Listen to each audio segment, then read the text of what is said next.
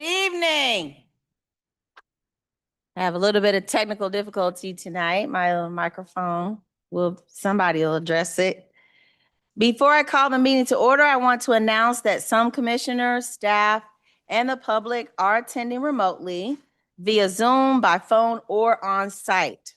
All participants joining by phone should mute their phones when not speaking to avoid background noise. During the meeting, please make sure that you announce yourself by name and title every time you speak so the public that is observing knows who is speaking.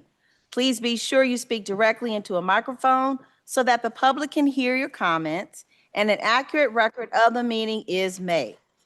This is critical given the number of remote participants and is current guidance that from the Kansas Attorney General. If public comments are allowed on an agenda item, comments should be limited to the topic of that item. Per the Commission Rules of Procedure, comments should not include any rude or derogatory remarks, reflections as to integrity, abusive comments, and statements as to motives and personalities. I will now call this meeting of the Board of Commissioners for Thursday, August 6, 2026 to order. Roll call, please. Roll call. Burns, Here. Ramirez, Here. Hill, Here. Pacheco, Here. Lopez, Stites, Here. Davis, Here. Bynum, Here. Kump, Here. Howard, Present. Watson. I am present. We will now go into our invocation and pledge of allegiance. The invocation is being given by Chaplain Dana Gouge. Is that correct? One Hope Church. I would ask everyone, please stand and remain standing after the invocation for the Pledge of Allegiance. Dear Heavenly Father, we come before you today with gratitude for the opportunity to gather in service of our community. We recognize that every good gift comes from you, and we ask for your wisdom as these commissioners, staff members, and citizens undertake the important work before them. Grant these elected leaders discernment to make decisions that promote justice, encourage peace, and seek the common good of every person who calls Kansas City, Kansas home.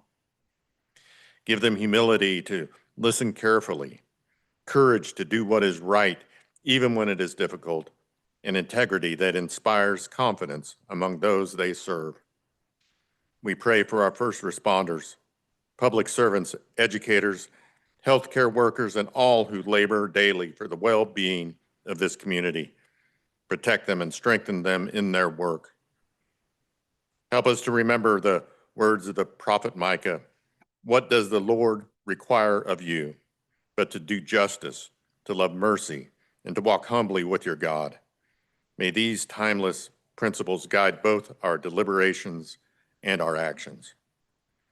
Bless this meeting with respectful dialogue, thoughtful consideration, and decisions that will benefit both present and future generations.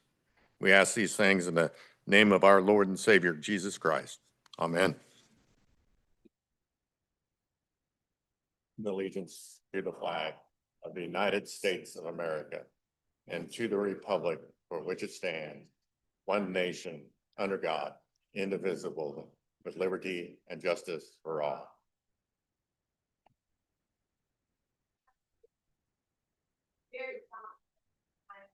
Thank you so much. Thank you. I'll now ask the clerk if there are any revisions to tonight's agenda. Yes, Mayor, there is an agenda update that was issued. We are adding item number 6.5 to the mayor's agenda and substituting a document under item 7.5 of the consent agenda related to the designation of Mount Carmel. Those are Okay, the only revisions. that is still in revision. Yes. Thank you. All right, we have in our mayor's agenda, we have 5 items scheduled. The first item is number 6.1. It's adoption of a resolution approving the allocation of remaining funds available from the initial 5 million American Royal payment. I will ask Commissioner Bynum, Chair of the Subcommittee, to make remarks and present the item. Thank you, Mayor. Before you tonight, you have the remaining dollars to be allocated from the $5 million American Royal origination fee. There was 1.472 million remaining, and in our last meeting on June 29th, we made these recommendations. 82,500 in abatement equipment.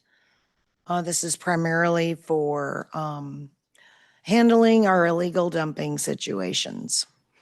Fiber is to increase fiber in 3 strategic corridors, Leavenworth Road, parallel, and in the Fairfax area. There's an outstanding LISC loan on the downtown grocery that we can almost completely pay off at $526,800. $25,000 to fund a mini master plan for downtown KCK. $250,000 in dollars for design of a new golf clubhouse out at Sunflower Hills. $25,000 in program funding for our sister city efforts. $11,200 to place temporary rubber speed bumps at 6th and Central Avenue. $40,000 for a sidewalk near T.A. Edison Elementary School. And last, $12,000 toward the clerk's office to continue the outreach efforts for our tax credits and rebate program. And Mayor, that's $1,472, Thank you. $1,472,500. And I would make a motion for approval. So we have a motion from Commissioner Bynum and a second from Commissioner Hill. Roll call, please. Roll call. Burns. Aye. Ramirez. Aye. Hill. Aye. Pacheco. Aye. Lopez. Aye. Stites. Aye. Davis. Aye. Bynum. Aye. Hump. Aye. Howard. Aye. The vote is 10-0. The motion carries. Thank you, clerk, and thank you, commissioners. I will now ask at this time if any commissioners have any comments. You do not have any, so I'll now go to item 6.2. It's a proclamation proclaiming August 4th, 2026 as National Night Out Against Crime. The event was held Tuesday evening. I was fortunate to participate in the event and read the proclamation to the attendees. And several of our commissioners and our interim county administrator were there, and so were other staff. So we just please give a round of applause for everyone who supported our police department. At this time, I'd like to invite Chief Oakman to the podium for some brief remarks. Would you like to come forward, Chief Oakman? Thank you so much. Well, I didn't know I was going to be invited to the podium, but Oh. yeah, just thank you for coming out. It's really an opportunity. It was an opportunity for the community to come together with all the law enforcement in the county. We had the school district, police, KCCC police, sheriff's department, and KCK PD, which helped organize the event. Great event. Had several business partners that donated that made the event possible. So it was a great event and it didn't cost any money. So that's always great. And it's just a great time to just show how the community came together and how we've really worked to reduce crime over the last 5 years.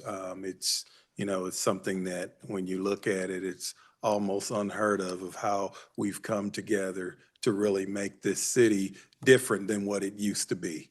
So we just thank you for all the support, and we just thank all the community members that really take this serious to improve the quality of life of all the residents in Wyandotte County. Thank you. Well, we thank you for all your hard efforts. Let's give them another round of applause, everybody.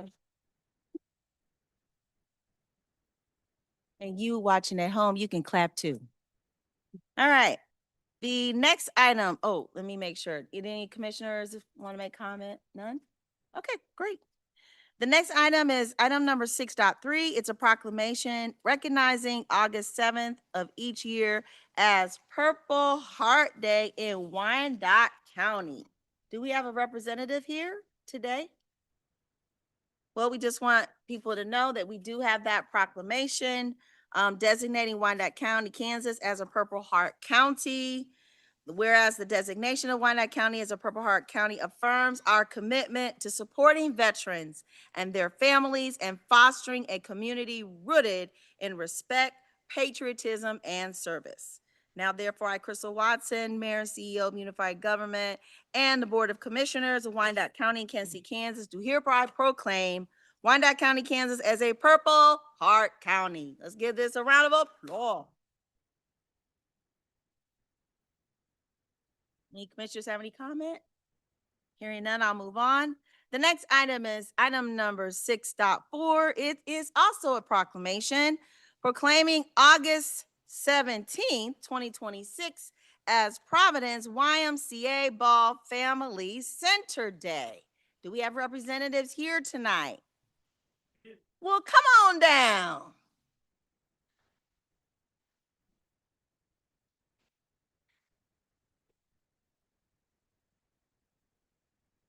I am going to read some of this to you, and then I'll bring this on down and we can take a quick photo. Whereas for 20 years, the Providence YMCA Ball Family Center has served as a cornerstone of health, wellness, youth development, and community engagement in Wyandotte County, providing a welcoming place where individuals and families of all ages can learn, grow, and thrive. And whereas for 2 decades, the Providence YMCA Ball Family Center has served as more than a recreation facility. It has been a trusted gathering place where friendships are formed, young people are mentored, families are strengthened, and lives are transformed through compassion, inclusion, and opportunity. And whereas the Unified Government of Wyandotte County and Kansas City, Kansas proudly recognizes the Providence YMCA Ball Family Center for 20 years of dedicated service and extends its appreciation to the staff, volunteers, members, donors, and community partners whose unwavering commitment continues to strengthen the quality of life throughout our community. Now, therefore, I, Crystal Lee Watson, Mayor and CEO of Unified Government, and on behalf of the Board of Commissioners of Wyandotte County and Kansas City, Kansas, do hereby proclaim August 17, 2026 as Providence YMCA Ball Family Center Day.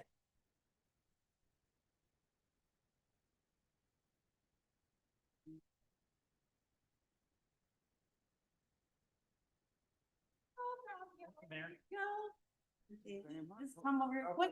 Somebody come on this side. Appreciate it. Got you.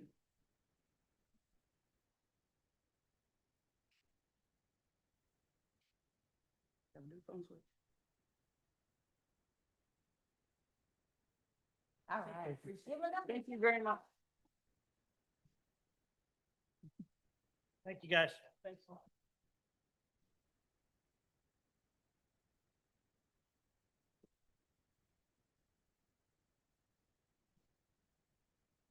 All right, any commissioners want to make a comment? All right, moving on. The last item, item number 6.5 is approval for an honorary street named to honor Officer Hunter Samancic. Did I say that right? Samancic. I didn't want to mess that up. I will ask Chief Oakman to make remarks and present the item.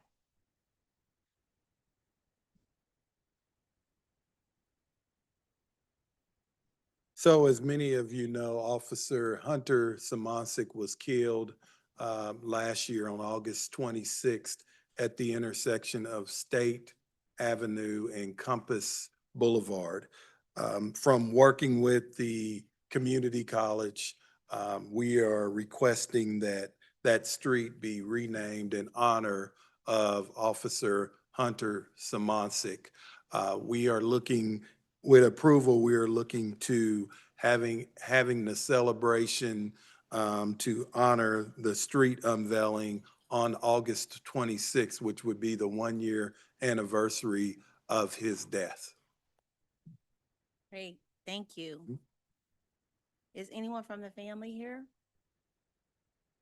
No, they're No? not. Okay, I believe his father may be in town, but I don't know if he's here yet.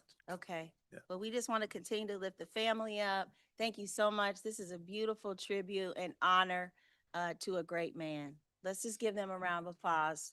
Woo!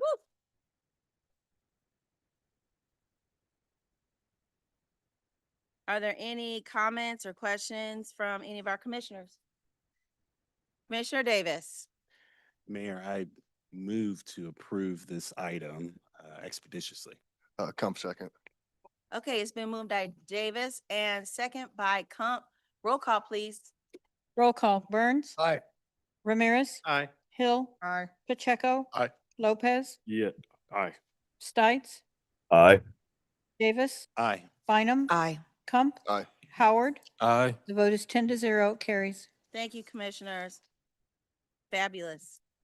All right, that takes us now to our regular consent agenda. Does any member of the commission or county administrator interim wish to set aside any item on the regular consent agenda? If any item is not set aside, all items on the regular consent agenda will be voted on by one vote. Commissioner Davis. Thank you, Mayor. I want to set aside item 7.4. And that is the grants application and policy. And I will make a motion to approve the rest of the items. Howard second.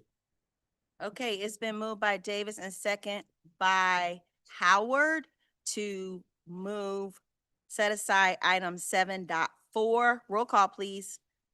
Roll call. Burns. Aye. Ramirez. Aye. Hill. Aye. Pacheco. Aye. Lopez. Aye. Stites. Aye. Davis. Aye. Bynum. Aye. Kump. Aye. Howard.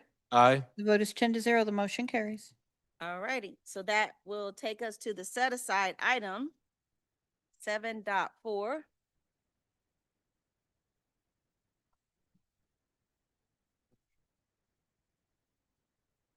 And Commissioner Maris, would you like to make any comments? I'll present, if you want to present that. or- Thank you, Madam Mayor. Yes, this was an item that came through my committee of looking at and improving our grant application process and our policy in general. It was voted unanimously, and I do not know if the administrator or our CFO would like to provide highlights of what the policy has, or if Commissioner Davis has any questions. Commissioner Davis? Yes, thank you. There's just one, I guess, for part 3C, where it's talking about grants with a short notice period. I just want to make sure I'm reading this correctly. And so staff, please help me, or Commissioner, please help me out. So if there's a grant that is available and it falls outside of our regular calendar for approval, the way that this reads is the mayor, CEO, or county administrator will authorize an expedited review process and suspend any applicable or internal administrative actions. And then it talks about the standing committee reviewing the application. And so I guess my question is, do we still want to continue to play a role in approving application proposals? My opinion would be no. I would rather play the role of accepting the grant after it has been approved or after it has been awarded, and allow staff to do the role of applying for the grants. That's just an opinion that I have. I think it can allow staff to move a little bit more freely and not have to rush to get to a standing committee to apply for those grants. So that's the thought that I had regarding this side, Mayor. Thank you. Thank you. I'll ask Interim County Administrator Allen House to respond. Thank you, Mayor, and I'll ask our CFO to come to the podium as well. I think one of the kind of the origins of this particular area was really related to large grants. So there may be, consideration of a dollar threshold in there where if there's multi-million dollar grants that are sort of complex and that having more awareness by the commission and perhaps um, the ability to approve those prior to submission was, I think, where this originated from. But I know there's been the conversation about, as you stated, approving them on the back end if they've been approved versus prior to the application being presented. And I'll say, and from a practical perspective, on short notice ones, we do on the regular apply for those and give approval for departments to apply for those. We had just one with the police department this week, and our grants administrator, Lupe, is here as well, sees those. So we are not applying for grants right now because of the short notice period. Dr. Knieven, The only thing I would add is to respect the current policy, how it's written, is that we were, the way that section you refer to was worded is that we would retroactively bring it to the next available committee so that we do keep you all informed as to what we're applying for. Under current policy, it's one step. They don't have to come 2 times. It's apply and receive. And then we notify the mayor and commission with a monthly report that shows you everything that we've applied for and everything that we've been, got a response. We either got it or we didn't. So you're getting that on the regular as well. So we're open to whatever procedures you all want.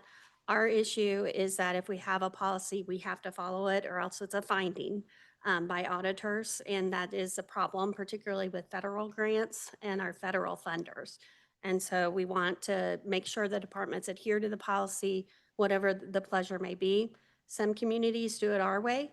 Some communities do it where it's only upon receipt. So it's done both ways. It's neither right or wrong on how it's all done.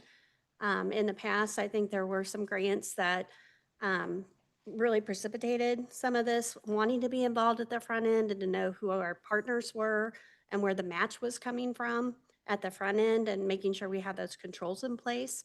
But again, it's at the pleasure of the mayor and the commission. Commissioner Howard. Howard, District 1, you answered it at the tail end. So as far as, and Commissioner Davis helped me as well, as far as what you're asking, we don't want to have to go through a drawn-out process of having to approve certain grants. I agree. But will you all have to come back to us if there's a match? So the way the current policy reads, yes, we would to note where it is in the, where it is in the budget as well as under the revised draft. So that's always a part of the process. All of the grantors, the agencies that give us grants, do require that our governing body approve. And so we've done it before we apply, and if we get it, we accept, so we don't have to delay that process. We've already got the support of the commission to proceed with the initiative if we get the funding, and then we administratively execute. So it's just one time. The issue we have run into, particularly of late, is that there have been some federal grants as well as some local grants, which resulted in the dollar amounts changing on the recommended policy. Local grants where there's a very short 2-week time period. And to Interim County Administrator House's point, we're not losing out on those grants. We are applying for those. But we want to be respectful of our policy, so we wrote it in a way that we can just retroactively come back to the commission. If for some reason the commission didn't want to pursue that grant, we could always withdraw, but we didn't lose out on the chance to apply. So the way it's written, I think, accomplishes all things, or we could do it differently. So to piggyback off of Commissioner Howard, which I think he really made a good point, and to Davis's point, notification is for matching. If there's a policy to match the grant versus a policy, versus a grant that doesn't need a match, then why would we need to approve for you to go after a grant if there's no match required? I think is the thing that I'm wrestling with.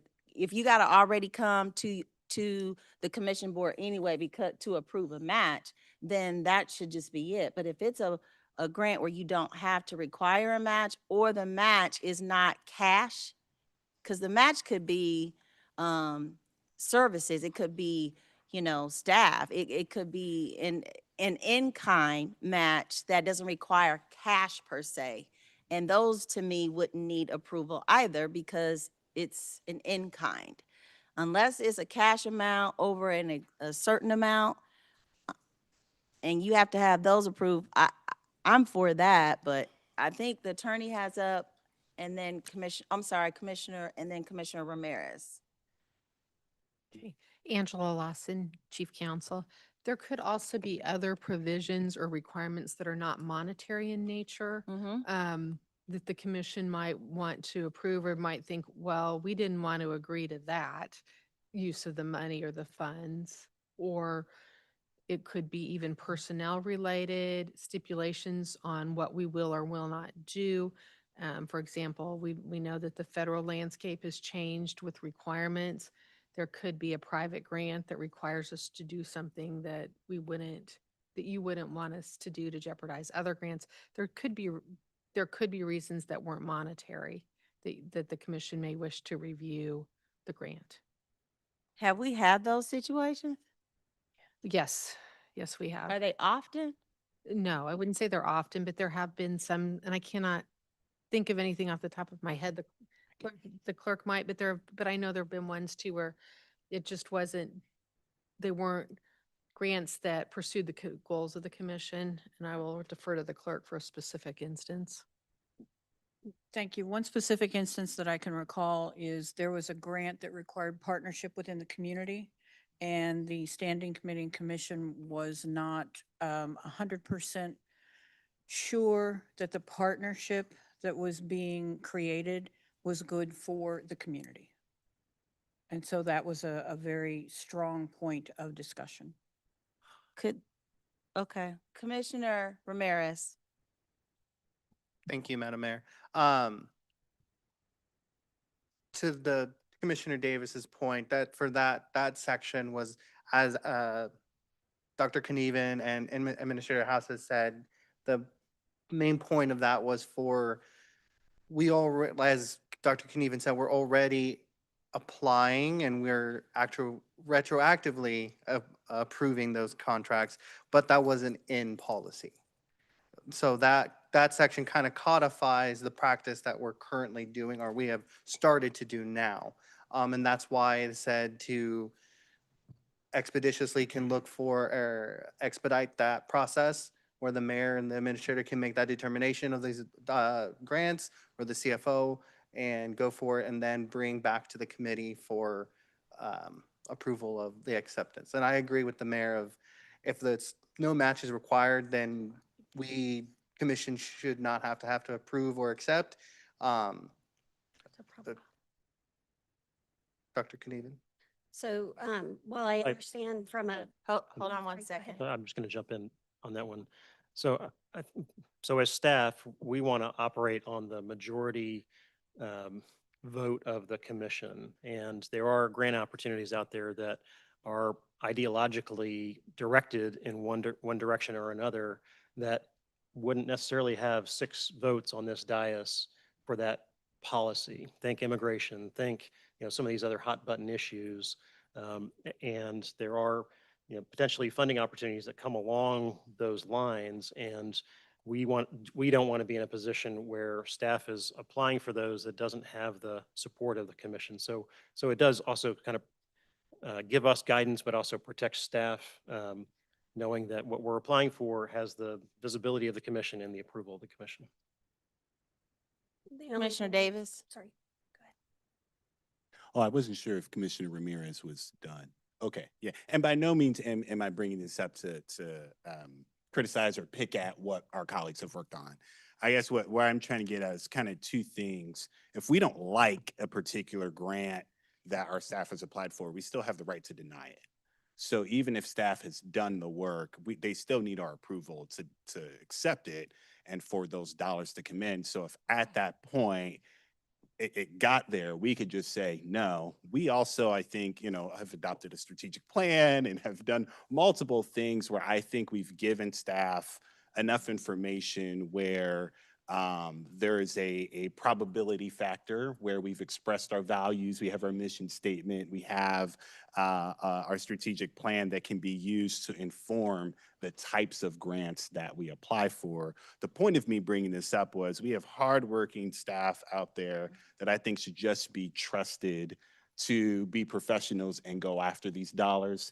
We have a budget that's put in place. And so there should be internal controls and internal policies that say, hey, listen, if that has a $5 million match and you don't have that in your budget, you shouldn't be going after it to begin with, right? And so I just would prefer us to have a high trust environment where I'd rather our staff be free to go and apply and get as many grants as they can, and us being in a position where we have to say no, than the inverse of us missing out on grant opportunities, which we have been criticized for multiple times throughout our time. And so that was the point of me bringing this up. I would rather staff really just be trusted to go forward and apply. And if the commission doesn't like it at that time, we deny it. I want to say too, I agree with Commissioner Davis, in that there should be some internal discussions, meetings with administration that doesn't have to come to the commission board. And I'm just going to say that when it comes to grants and we're trying to, find resources to meet objectives, and to Commissioner Davis's point, a strategy or a strategic plan and our priorities have been set forth.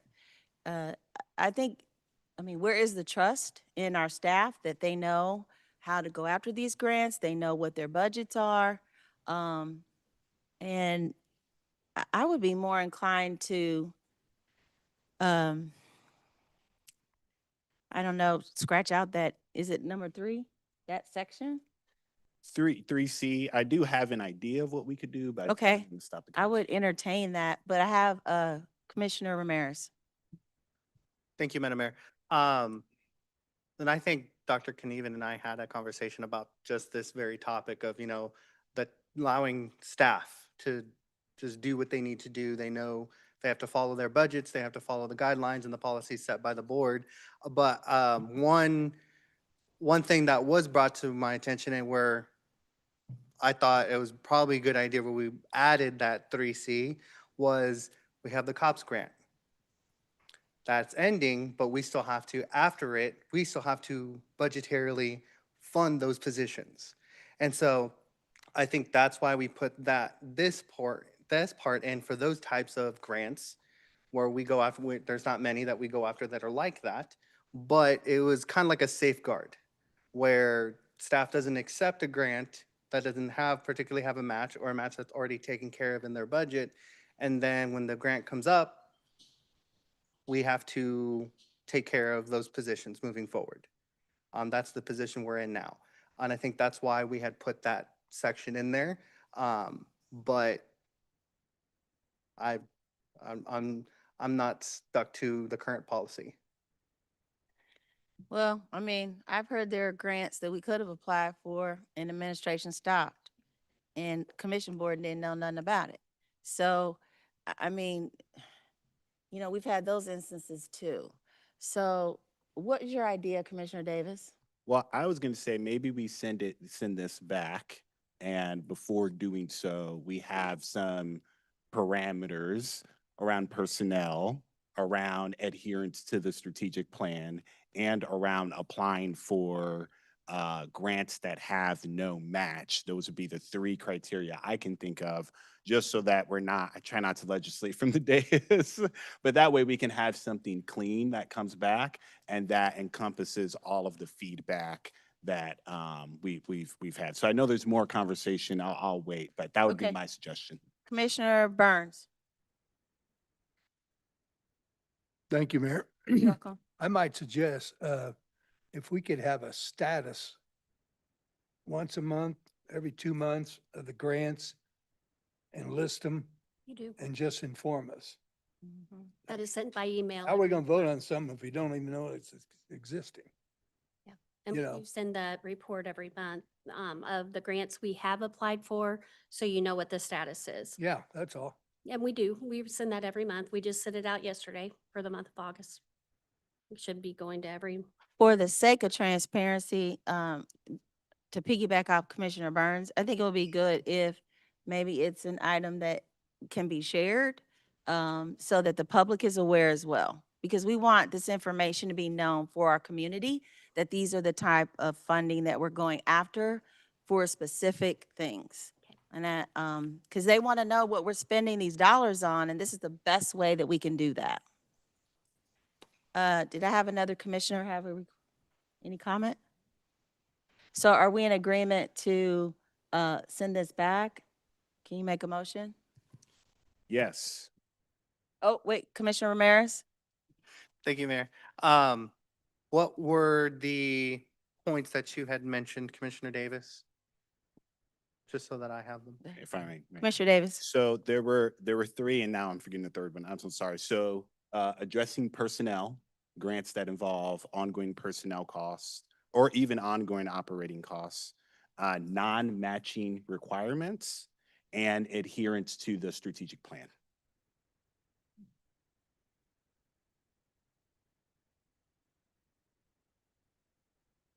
And you said adherence to the strategic plan? Yes. Okay. Thank you. Great. Okay. Great discussion. Thank you, Commissioner Davis. Okay. I Need the will motion. go ahead and move that we send this back to the Administration and Human Services to address non-matching requirements, personnel, and adherence to the strategic plan. Howard, second. It's been moved by Davis and second. Roll call, please. Roll call Burns. Aye. Ramirez. Aye. Hill. Aye. Pacheco. Aye. Lopez. Aye. Stites. Aye. Davis. Aye. Bynum. Aye. Kump. Aye. Howard. Aye. The vote is 10-0. The motion carries. Thank you. Again, great discussion. All right, we have 4 items now under the Commissioner's agenda. Item number 9.1 addresses Commissioner Bynum's request to travel for unified government business related to legislative business. Does any of our members of the commission have any questions or comments? Davis, move to approve. Thank you, Davis. Can I get a second? Howard, second. Howard, second. Roll call, please. Roll call Burns. Aye. Ramirez. Aye. Hill. Aye. Pacheco. Aye. Lopez. Aye. Stites. Aye. Davis. Aye. Bynum. Aye. Kump. Aye. Howard. Aye. The vote is 10-0. The motion carries. Thank you. Item number 9.2 addresses Commissioner Kump's request to travel for unified government business related to legislative business. Does any members of the commission have any questions or comment? Hearing none, Move for approval. Davis, Sec- second. moved by Burns and second by Davis. Roll call, please. Roll call Burns. Aye. Ramirez. Aye. Hill. Aye. Pacheco. Aye. Lopez. Aye. Stites. Aye. Davis. Aye. Bynum. Aye. Kump. Aye. Howard. Aye. The vote is 10-0. Motion carries. Thank you. Item number 9.3 addresses Commissioner Howard's request to travel for unified government business to attend the Kansas Legal of Municipalities Conference. Have any commissioners with any questions or comments? Bynum, so move. Davis, Second. second. It's been moved by Bynum and who? Second? Davis. Davis, second. Roll call, please. Roll call Burns. Aye. Ramirez. Aye. Hill. Aye. Pacheco. Aye. Lopez. Aye. Stites. Aye. Davis. Aye. Bynum. Aye. Kump. Aye. Howard. Aye. The vote is 10-0. The motion carries. Wonderful. The last item Item number 9.4 addresses Commissioner Ramirez's request to travel for Unified Government Business to attend the Local Progress National Convening. Are there any comments or questions from the Commission Board? Bynum, so move. Davis, second. Bynum moved and Davis second. Roll call, please. Roll call, Burns, Aye. Ramirez, Aye. Hill, Aye. Pacheco, Aye. Lopez, Aye. Stites, Aye. Davis, Aye. Bynum, Aye. Kump, Aye. Howard. Aye. Vote is 10-0, motion carries. Thank you, Commissioners and Clerk. All right, we're now going to our standing committees agenda. We have one item scheduled under our standing committee agenda this evening. Item number 10.1 addresses the adoption of a charter resolution related to the County Library Board. I will turn the matter over to our interim county administrator, Mr. Allen House, for opening remarks and introduction of staff. All right, thank you, Mayor. So this item comes before you out of Administration and Human Services. There's been quite a bit of discussion around the library board. I'll ask our legal team to come forward that's been working on this. They're going to present some of the options for you and discuss why this item is coming. It relates to the city of Edwardsville standing up their own library in their, I believe, in their new city hall, and the associated changes that need to be made to accommodate that that new library and the Wyandotte County Library System of which it is part. I'll turn it over to the legal team. Madam Mayor, is it on? Yep. Jeff Conway, UG Legal, Aaron Morris, UG Legal. I was gone from the office for a couple of weeks and Aaron stepped in and short notice and did a capable job of briefing you Mr. Conway, can you come a little closer to the mic? as far as the all of the issues. And so we're not going to rehash all of that because you've got some of the basic information already. But essentially where we're at this point is you have the Wyandotte County Library Board, which is a bit of a misnomer because it really affects the people of the so-called pet district. So those folks are the ones that are taxed. The Wyandotte County Library Board represents all of the county as kind of an integrated library system. Then another piece of the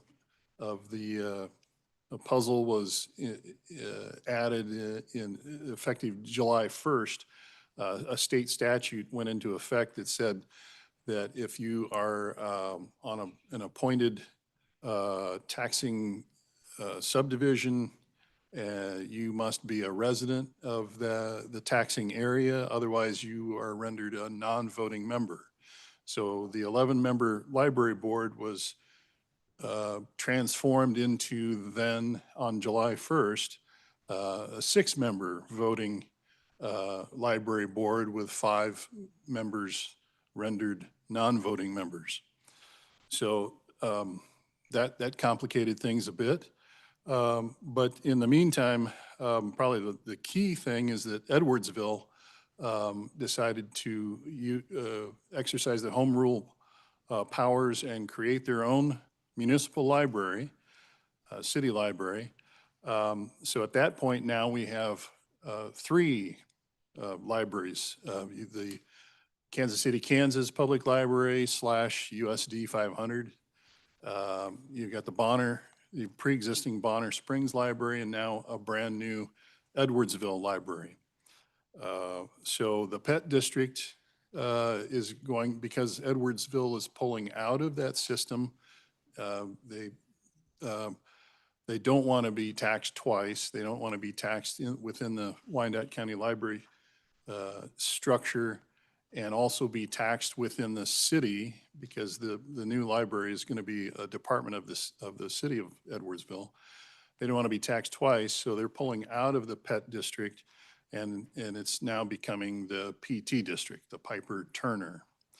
So I know this might be the second or third time you've heard that, but that's the key catalyst in this, that Edwardsville coming out and asking for some money from the library board to get up and running in their building that will be finished in the spring, from what I understand, of 2027. And the library will be functioning at that point. So that's going on. They asked for 1.2 million. The library board chose to give them 800,000 to get that library up and running. And then in exchange for that, Edwardsville said, then we will stay in the pet district for the 2026 year because they made this decision last year. We'll stay in for 2026 in exchange for getting that 800,000 to get the library up and running. So those are the key components in all of this. The library board as it exists now was formed in 1999. So we really haven't revisited this since then. Now, because of Edwardsville's shift, we have to dissolve the existing and reformulate it as a Piper Turner functioning. Then it's just kind of a matter of, well, what does that look like? Right now, it's 11-member board. Should it be an 11-member board for just Piper and Turner? Should it be a 7-member board? Should it be a 9-member board, or however you want to constitute it? So hopefully I've covered all of those bases and we're ready for discussion. Aaron, if you'd like to add anything? No, I think you covered it. Okay. Okay, are there any? Commissioner Bynum? Thanks. I was just curious, there were some slides in our packet, and perhaps we could put them on the screen That's right. of some of the options that you've offered. And also, Commissioner Ramirez, it came to your committee, and I know that it was moved forward without a recommendation, but I wanted to see if you had anything specific to say.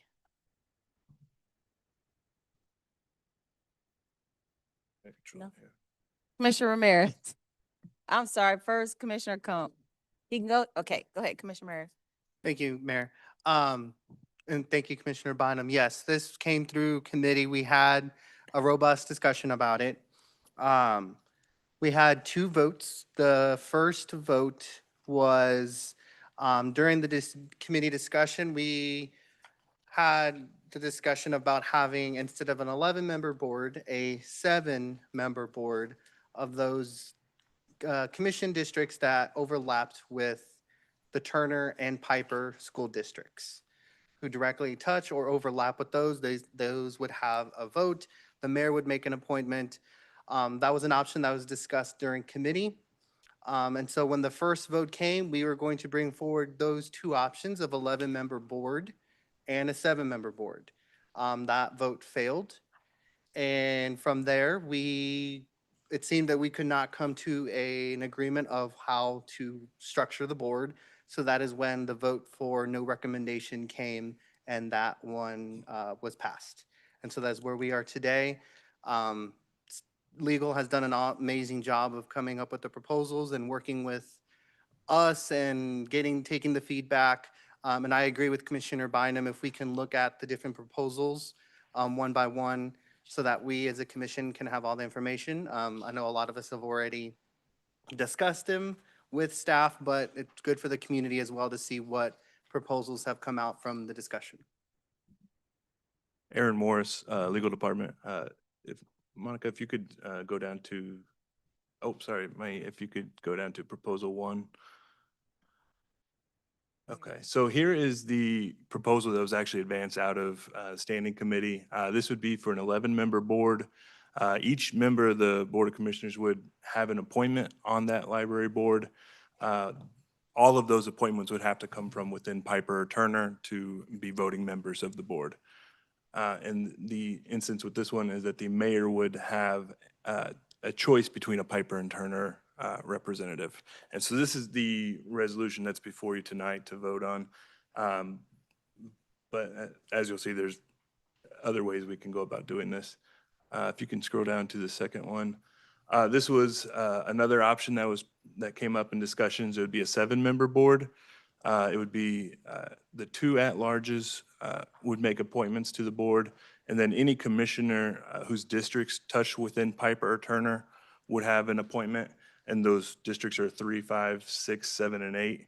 And there's a map we can get into in a bit just to kind of clear that up. The way that would fall, there'd be 4 residents from Turner on the board and 3 from Piper. If you could go to the third proposal. This was another proposal that came up in discussions. It's another 7-member board. The mayor would have an appointment on this board, choosing from Piper or Turner. Both at-larges would have an appointment. And then districts 5 and 6, which really comprise the majority of the Piper and Turner districts from within the commissioners' districts. And then both the Piper and Turner school districts would have an appointment under that scenario. And if you can go to proposal 4, please. This is a 7-member board. The mayor would have an appointment under this board. Both at-larges would have appointments from Turner. The mayor would pick from Piper or Turner. And then districts 5 would make an appointment from Piper, since that's the district that comprises the majority of the area from Piper. And then 3, 6, and 8, which all touch upon Turner's area, would have appointments from Turner. And then the last proposal, 5, is basically the same as 4, except it includes District 7 with an appointment from Piper, since District 7 does touch upon the Piper area as well. And then to maintain an odd number of board members, there's a second appointment for the mayor, where one of those appointments would only be voting to break a tie. And then, if you could go up to the very top, there's a map. I think that will help kind of paint the picture of what we're looking at here, just because the school district's maps do not line up exactly with the commissioner's maps. So there's some overlap that, as you can see, District 7 bleeds into Piper, Districts 3 and 8 bleed into Turner. So there's not really a clean way to do it, but these are through discussions, those were the proposals that have come up. But at the end of the day, it is up to the board.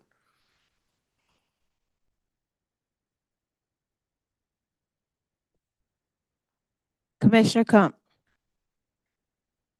Thank you, Mayor. Come to at large. I will say of all the proposals, the one that I am least excited about would be number 3, only because I don't think that a taxing entity needs to be appointing members to another taxing district.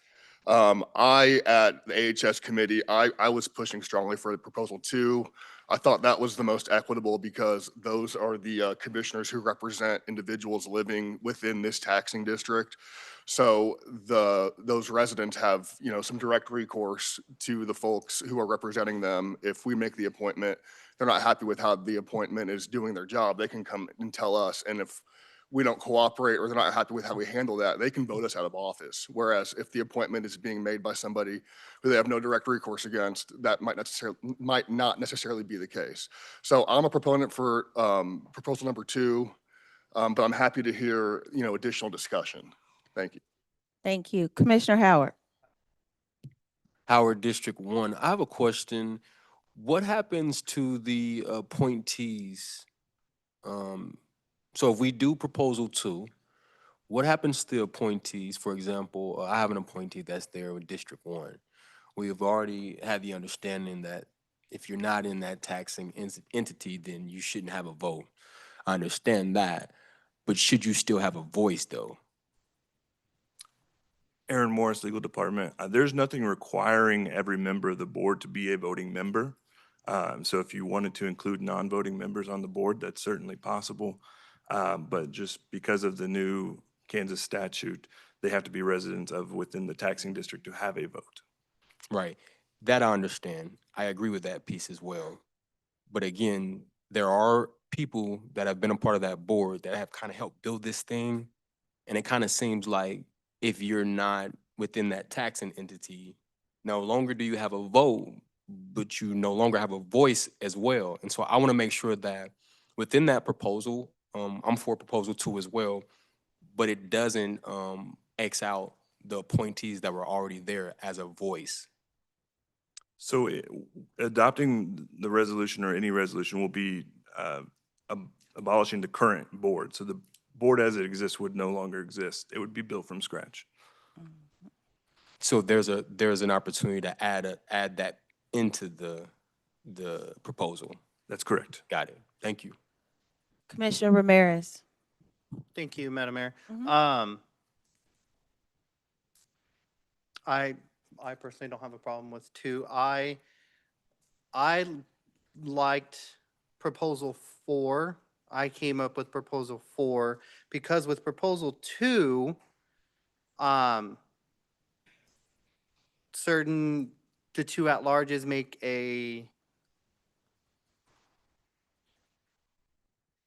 with proposal 2, there are 4 Turner appointments and 3 Piper appointments.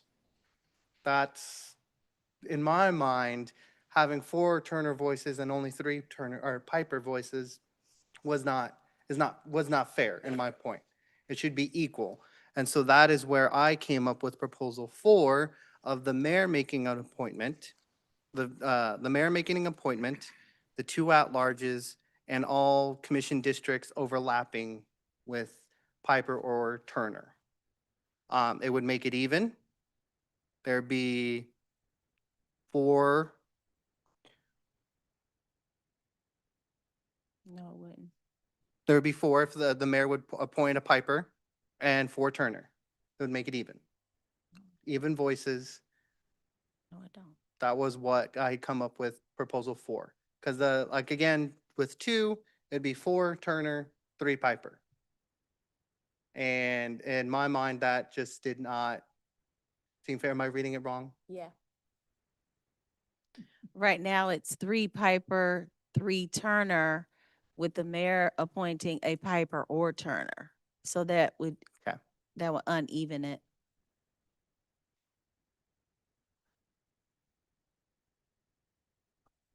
Commissioner Davis. Yep, sorry. Just question, I'm intrigued with both proposal 2 and proposal 4. My question, let's just start with proposal 2. Who would be the chair and the vice chair? Would that be among the board to decide, or how does that work? I don't know who the chair is. And the mayor, normally whoever the mayor appoints would be the chair, but the mayor's not appointing anybody there. So that's why I bring this up. Currently, it's. In this case, if we have 4 Turner and 3 Piper, the mayor could appoint, if you added that to proposal 2, but that would make it an 8-member. Well, yeah, I mean, if it's 8 members, you just say you need 5 votes to pass, and that gets Right. you kind of above. So that would be just my question. I just think wherever we land, we need to land on who's the chair and the vice chair and kind of how that works out, or do we just say, hey, to the board, you all figure that out? I also think we would need to make it clear how many votes it would take to pass. Very, very important. And then lastly, what would be considered a quorum? My only concern, why I do like a smaller board, is that there are times where we have difficulty making appointments. And so you can have a board of 7, but if 2 or 3 commissioners say, hey, you know what, I can't find somebody, that board may not be able to meet until those appointments are made. And we've seen this happen on previous boards. And so that's my only concern with something that's smaller. Yeah, it's just how do we solve the quorum issue and the vice chair and the chair issue. Thank you. Attorney.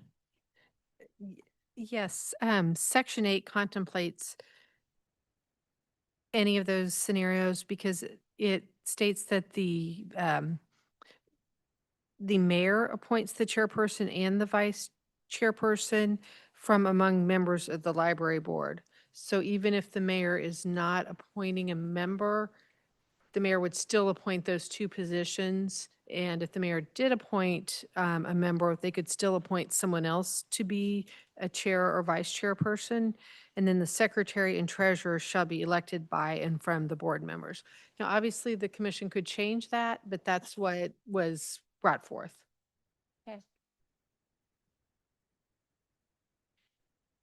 So commissioners, I need Commissioner Kump.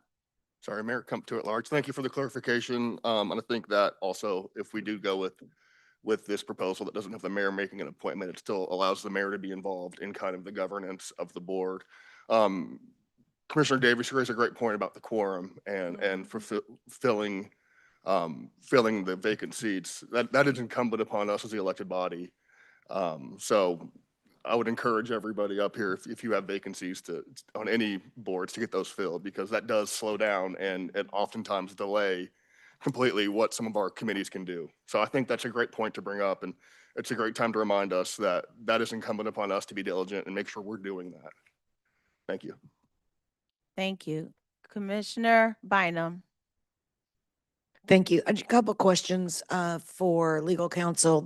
What would the effective date be of the newly comprised PT Wyandotte County Library Board? At the request of Edwardsville, because they wanted to honor their agreement that they would stay in through 2026, but the mechanics of actually levying the tax kind of kicks in for 2027, kind of kicks in November 1st of 2026. So at the request of Edwardsville, this has to go through, because it's a charter resolution, there's a process, but then the effective date was delayed to November 1st to coincide with the new tax levy cycle at their request. And I don't mean to stray us off topic, but with respect to the mill levy for the 27 budget cycle, that actually was decided by the board that was sitting prior to July 1. Commissioner, it was, but it was kind of by default. So what happened Right. was they couldn't get a quorum. And because of that, they couldn't act. And because they couldn't act, then revenue neutral was the default.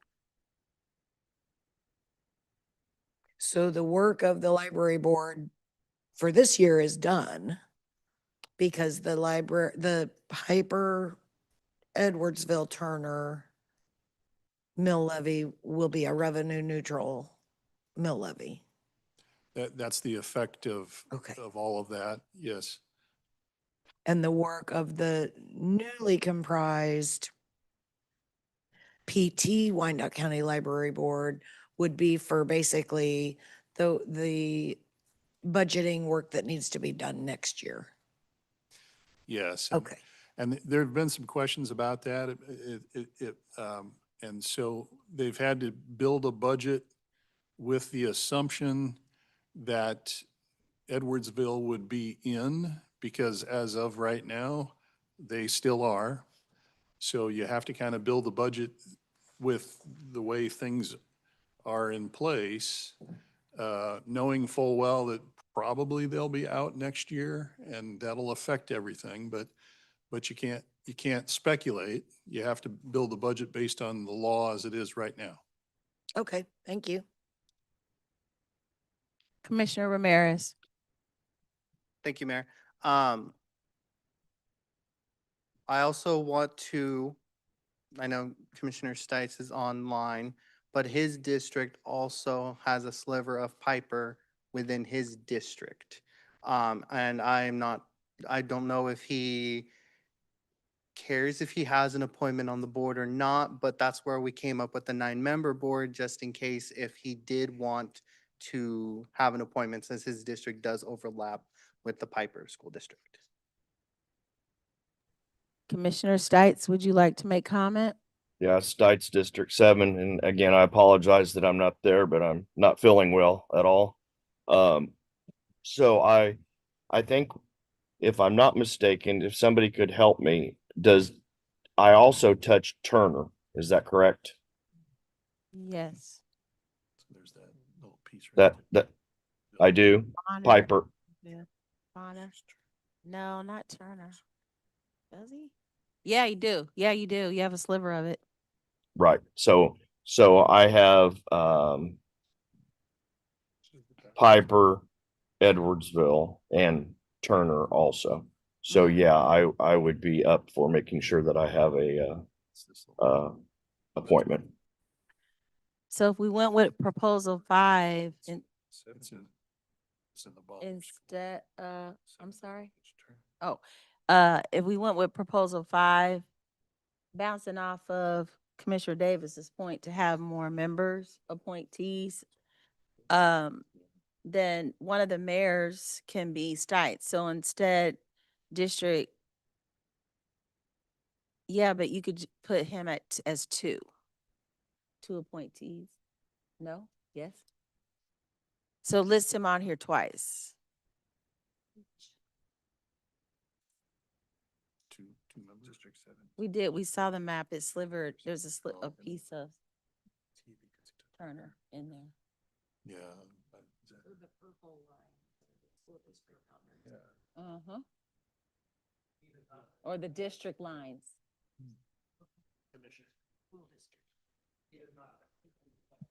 Mayor, could they speak into a mic when they're having that? I can't hear what's being said there. Sure. Sorry. There was question as to whether or not the purple line was the school district divides, and it is. But the color represent the district. Right, that's my understanding as well, is the tan, if you will, is my district within the purple, It's not. except for the yellow that is in, but that also, that would be the Turner district. Yep. Madam Mayor, I think there is a little sliver that is in the Piper district that happens to be in the Bonner School District that is in Commissioner Stites' Yes, district. he has Bonner and a little bit of Turner. I don't think he has any. Not Turner, Not Turner. just Bonner and Edwardsville Correct. and Piper.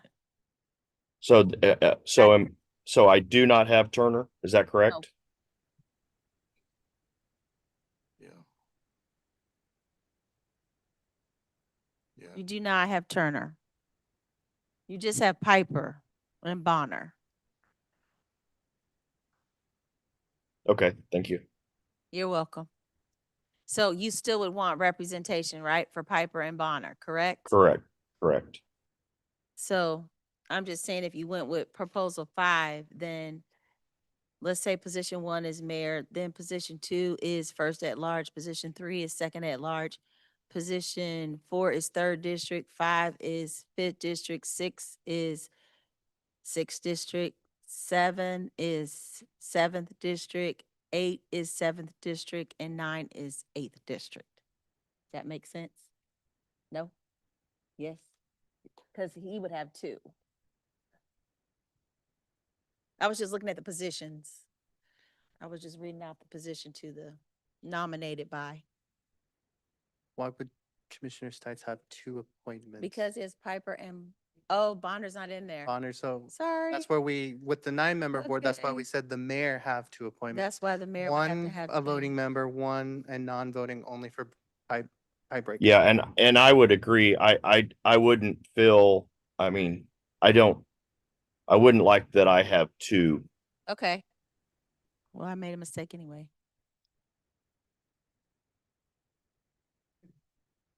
I need a Coca-Cola. Okay. I need a motion. Which proposal are we going with? Commissioner Kump. Come to at large. I move to approve proposal number 2. That is, all commissioners whose districts touch Piper or Turner, 7-member board. Okay. Can I get a second? Bill second. All right, it's been moved by Kump for proposal number 2, and it's second by Commissioner Hill. Roll call, please. I have a question, please. Okay, question. 1 second, Commissioner Stites, Commissioner Pacheco chimed in first. Commissioner Oh, Pacheco. go ahead, sir. Thank you, Mayor Pacheco, District 5. I think of all options, it's probably our best one. I'm just not inclined to vote for it, to be honest, just because it's skewed, Piper 3 and Turner 4, based on my district representation. So, but I just wanted that to be made clear. But I do think it's, I can't think of an alternative other than somehow we get the mayor to appoint a Piper, and then we would just have to say the minimum requirements, right? Of what, what we talk about, what a majority would be and all those things. Proposal 2 allows for the option for the mayor to nominate somebody because currently she does not have somebody on that. So that's the only other option. That's a slight tweak to 2. Okay, Commissioner Stites? Yeah, were you asking for my question there? Yes, sir. Okay, I was just wanting to make a point before we voted, and with Commissioner Howard talking about, would this be where we need to have that discussion as far as non-voting members and folks that have a voice? I would like to just make sure that we're addressing that also. Commissioner Bynum? Mayor, I'll yield the floor. I don't need to ask a question right now. Okay, Commissioner Howard?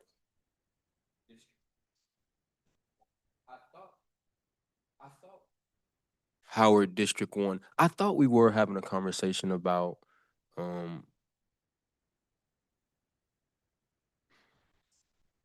we were in the midst of the conversation and then the motion was posed. So I'm kind of confused about, and just to Stike's point. Well, I get it. Yeah, for the non-voting members, I don't really have, none of this touches my district or has anything to do with me. But again, you spoke to the work, Commissioner Bynum, that had already been done from the prior board, which is my appointee. But again, with all the conversations happening around the school district, it is important still to have those board members there to have a voice and listen in and give insight and things of that nature. However you all vote, again, you all have to figure that out. But as long as we are still implementing the people that were already there, I'm okay with that. And we didn't have a conversation about that. So wherever you all go with it, just make sure that those voting members that were there are still there. Of course, not to have voting rights, but to be there, a part of the conversations. That's it. Is that in the resolution or in? Aaron Morris, Legal Department, the current resolution No. will abolish the So board as it exists. currently, Commissioner Howard, it's not in there to keep the existing members or former members on that board. But can we do that, legal? Can we add that to the resolution? Here's Jeff Conway, legal. Here's the effect is we could add back in and make it an 11-member board like it is now. The state statute that went into place in July 1st would override that and say, you can have as many as you want, but if they don't reside in the taxing district, then they can't vote. So that's the effect of it. Right. I understand the voting piece. Let me say it again. I too agree. They are not taxing entities. Then they should not have a vote. I get it. But again, we can keep it 11-member board and then they just wouldn't be able to vote. It's as simple as that. We can write that back in and just say, here's the 11 members. And then whether we put it in or not, the state law will control on that and just say, okay, if they don't reside there, they don't get a vote. I think that was a bit of a disappointment that when they were getting ready to do the budgets and that's where, the non-voting and the voting and all of that kicked in about at a critical time of what's the budget going to look like. And so I think it had an effect on whether they could get a quorum and all, it kind of came at a really bad time. Commissioner Pacheco. Thank you, Mayor Pacheco, District 5. I think what Commissioner Howard is asking for is fair and makes sense. I don't know if it's palatable to the commission if we were to do something in which we perhaps go with proposal 2, change it slightly so that the mayor would appoint someone from Piper. That would make it at minimum an 8-member voting, 8 members who vote. And then for representation throughout the rest of the county to be on that board with no vote, any other outstanding commissioners who do not currently nominate would still have a non-voting member, if that makes sense. If I'm making myself make sense there. Well, It'd be odd. Why does it have to? I'm just gonna ask this. If you don't have a vote Mhm. and you're not in that district of a taxing entity, help me understand the purpose of their voice. Because I think that's why the legislation was changed, to my understanding, and I'm not disagreeing with people having a voice, so I just want to make that clear. But I think this was a matter of integrity in terms of having people within and those folks having their voices, because you had outside voices that were trying to help make decisions that was in conflict.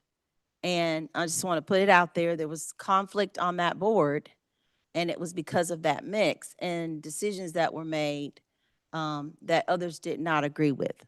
And that decisions were being made for taxing entities that they had issue with. So that's why I'm asking the question of the importance of a voice that, I don't know, could complicate that board. And so it's better to have people that are within that taxing entity have their voice and their vote. I'm going to go to Commissioner Bynum. Thank you. The current board makeup as it is right now, understanding that as of July 1, some of those are non-voting. Can you refresh us on the current board makeup? How many were Piper? How many were Edwardsville? How many were Turner? And how many were USD 500? I've kind of committed it to memory, so there's It's on the slides. So the original, there's 2 from Edwardsville. yeah. Oh, here we 2 go. from Piper, 2 from Turner, so there's your 6. Yeah, the only way to do anything is to get 6 votes. And then there's 4 members from the USD 500 and 1 member from Bonner, because USD 500 and Bonner already had libraries pre-existing. Okay. That's 5. 1 Bonner. votes. So as a result, July 1st, the Edwardsville, Piper, and Turner representatives could continue to vote. The USD 500 and Bonner representatives had no vote. And Madam Mayor, I wasn't around in 1999, and I don't know Me why either. they decided to try to do this square peg, round hole Yeah. thing. And the only thing I can think of is that they want, because they're talking about the provision of library services countywide, they probably wanted some input from USD 500 and Bonner as Okay. to how those services are distributed and throughout the county. I think that And- might be. Council, correct me if I'm wrong, but I feel like part of the reason why you might have now non-voting members on the current library board desiring to keep a voice even without a vote, again, just my analysis is that I carry a library card and I can go into any library in Wyandotte Okay. County. And Commissioner Howard can go into any library in Wyandotte County and utilize the services in that library yet we are paying a significantly higher mill levy rate if we reside in KCK School District. And I feel like that's part of why the voice might want to remain. I can't speak to it. I'm not on the library board, but I feel like that's part of the reason why. And I'm wondering if we leave the current makeup as is, understanding that commission districts 1, 2, 3, and 4, and 7 would be non-voting members. You'd have the remaining 6 as voting members. And then Mayor, the only other thing I wanted to say is, I know there's 2 members of the library board here, and I didn't know if we wanted to, Chair Cahar's here. I didn't know if we wanted to offer him the floor. Just, do they have a notion of what should be done? I think they were part of the recommendation, correct? They were already part of the recommendation. I want to hear Commissioner Ramirez. Thank you, Mayor. To answer your question, Commissioner Pacheco, it needs to be odd for a tie break. We're 11-member board with the mayor as the tie break. There's 10 of us, but 1 of her. That's why it needs to be an odd number for that tie break to ensure it's not a deadlock tie all the time. Commissioner Howard.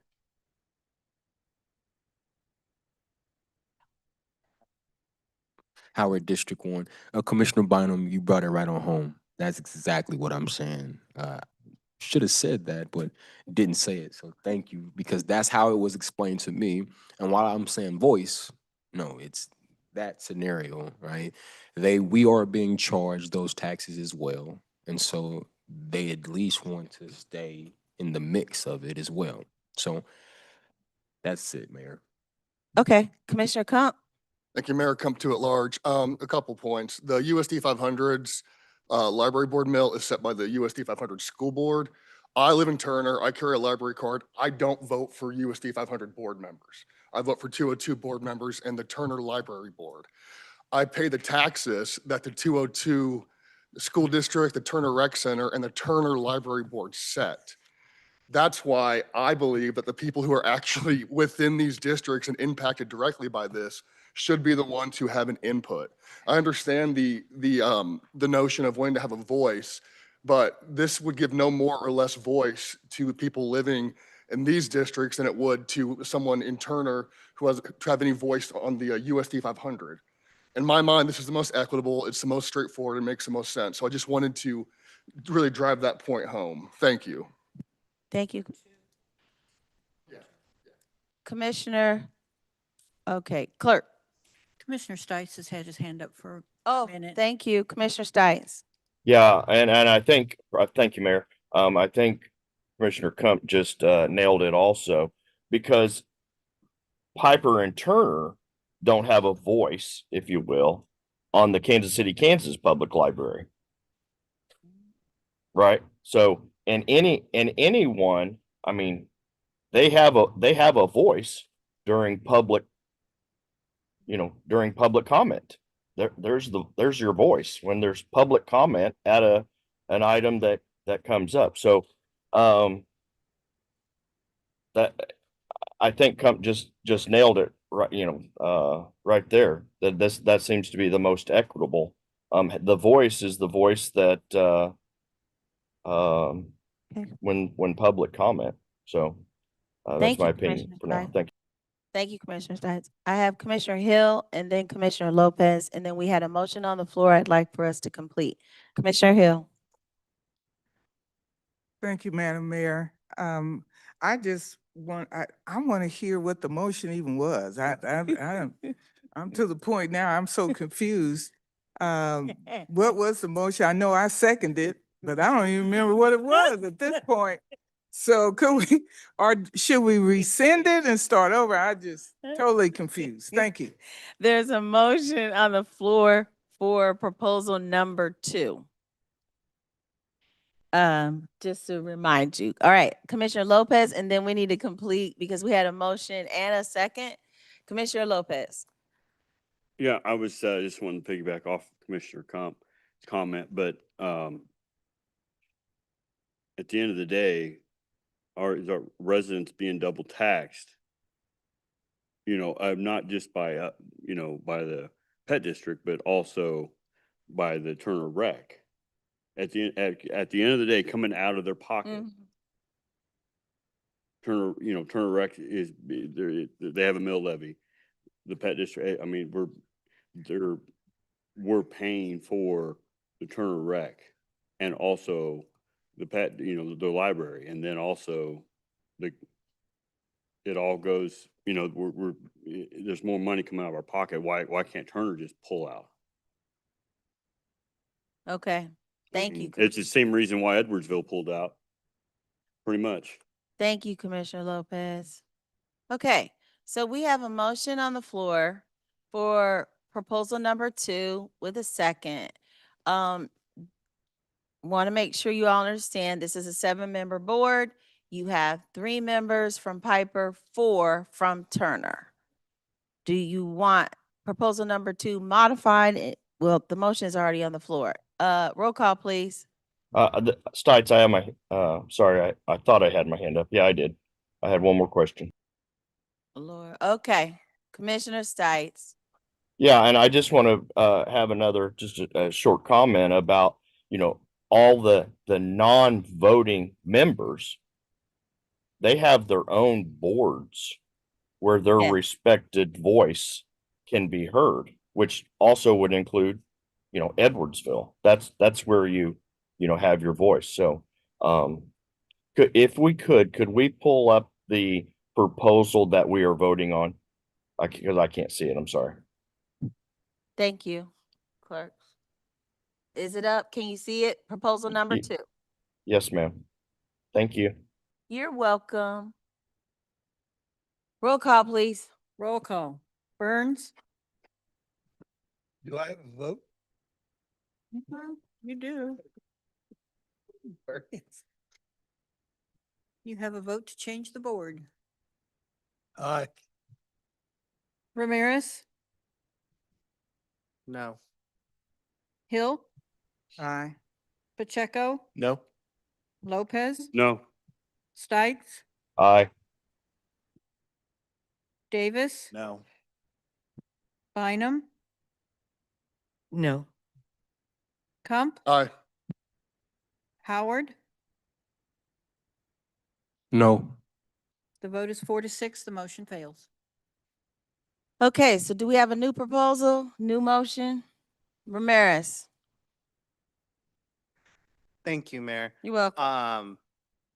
Try to do this one and see where it goes. I would like to move to approve proposal 5 with the mayor providing 2 appointments, 1 a non-voting and 1 voting, which would also include Commissioner Stites to make an appointment, which bring it to a 9-member board.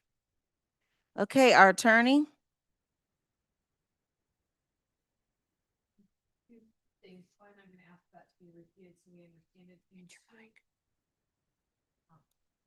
Sorry, 2 items. One is you've been voting on proposals. You'll also need to adopt the resolution with that proposal, so you can either do that in one motion, or you can pick the means you want to do it, and then we can go back and rework it into a motion to adopt the ordinance as well, because the ordinance is crucial, given Edwardsville's request. And then 2, could you repeat that schematic, please? Yes. Move to approve proposal 5, where the mayor makes 2 appointments, 1 non-voting, 1 voting. This would include Commissioner Stites, District 7, to make an appointment, which would round it to be a 9-member board. Okay. Commissioner Bynum. The question I have on this one is, aside from the 2 mayoral appointments, you have 1, 2, 3, 4 Piper and 3 Turner. So it's lopsided back the other way. So could you make the mayor's voting appointment Turner so that it's 4 and 4? Yes. I'm trying to satisfy the desire for, you know, the same number of Piper and Turner voices. And would that be like an amendment to this? No. Because I have the choice of Piper or Turner. And that's the suggestion that I'm Right. making, that one of your 2 appointments Would be a be voting. Turner specifically as a voting member. Okay. That's what I would do. The question is, do we need to amend Proposal 5, knowing that the mayor has 2 appointees, but one of those appointees absolutely should be a voting Turner? Attorney.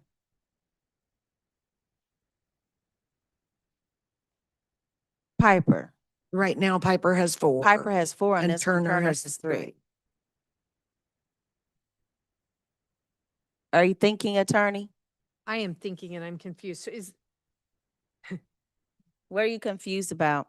So we are I would like to make, removing one voting position from the mayor. no. No, Oh, well, that's my question.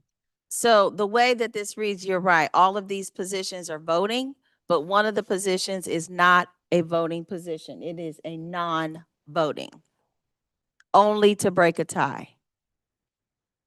It says that mayor makes 2 appointments, 1 voting and 1 non-voting, unless breaking a tie.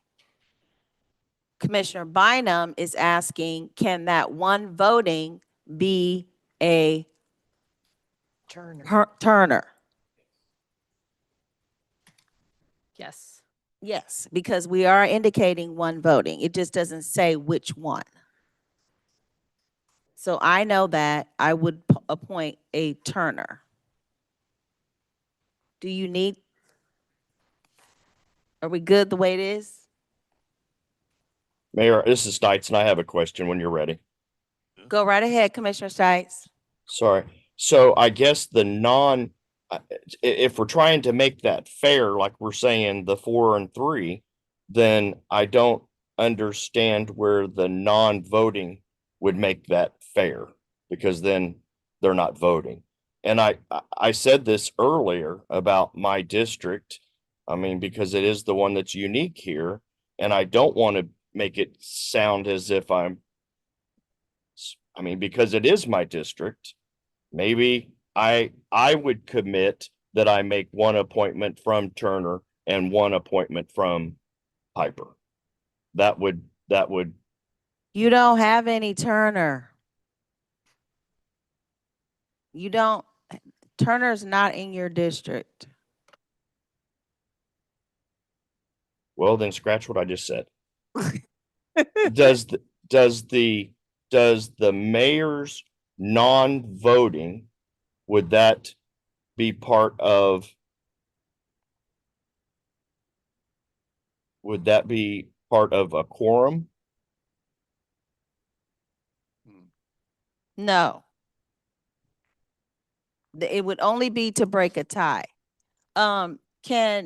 On this library board, I know that the library executive director over all libraries, could the mayor just appoint that person as a non-voting except for when to break a tie? That way they're not part of any district. They could vote him as a non-voting member, but if they were going to be allowed to break a tie, they would have to live in the taxing district. Okay, well, who has the greatest population? Who has more students, or who has, since this is by school district boundaries? Who has the greatest population? Does anybody know what the population for Turner is and Piper? It really doesn't matter. We're going to be lopsided anyway. I need a proposal committed tonight I need a motion. Commissioner Comp, Thank you, Mayor. Come to at large. I'm sorry, Commissioner Bynum, did you motion on this item? I wasn't sure if, there's not a motion on the. no, table. there's not a motion. I thought there was. There's not. Ramirez made a motion. Okay, I just want to clarify, because this proposal 5 says that the second district at large would appoint someone from Piper. I don't represent Piper. I'd want to appoint someone from Turner.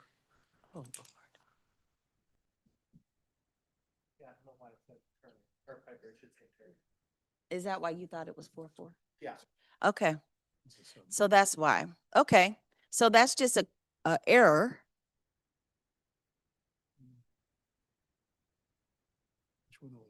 And that makes it 4-4.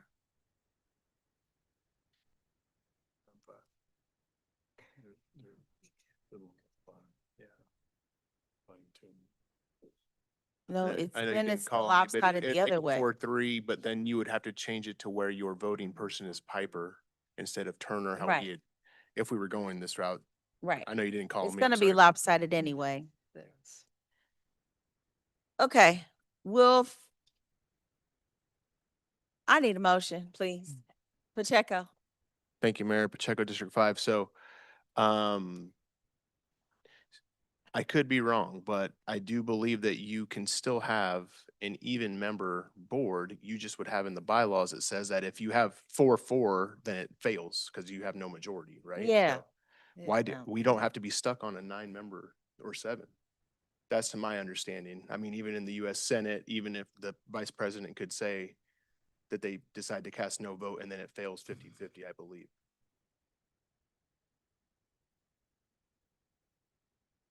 Maybe that's a question for legal to interpret.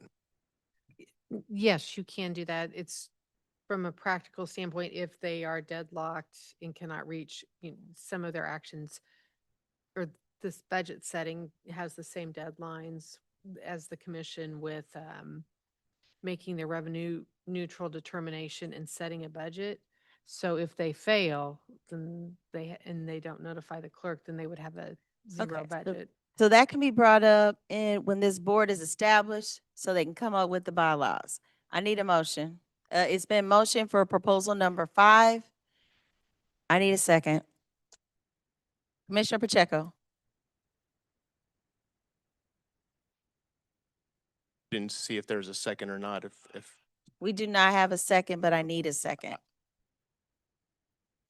Commissioner Ramirez. Never mind. I need a second. Commissioner Pacheco. I still do not have a second. I have another motion. There's no second, correct? I don't know. Y'all keep buzzing in to say something. I mean, Commissioner Bynum. There's been no. Do I understand that Commissioner Kump would like to make an appointment from Turner? So are we assuming that that change will be made? That's not the motion on the floor. Right. The motion on the So do we floor want was proposal 5, correct? I just need to know, are we gonna get a second? If you don't do a second, then we can do a new a new motion. Mayor, I rescind my previous motion. Okay, it's been rescinded. I need a second for that.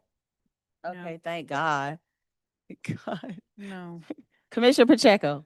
Thank you, Mayor Pacheco, District 5. Then I'd like to return us to proposal 2 in a different format in which we would, let me see here, the mayor would appoint somebody from Piper, which would be 4 representatives from Piper, 4 from Turner, as it's currently set there.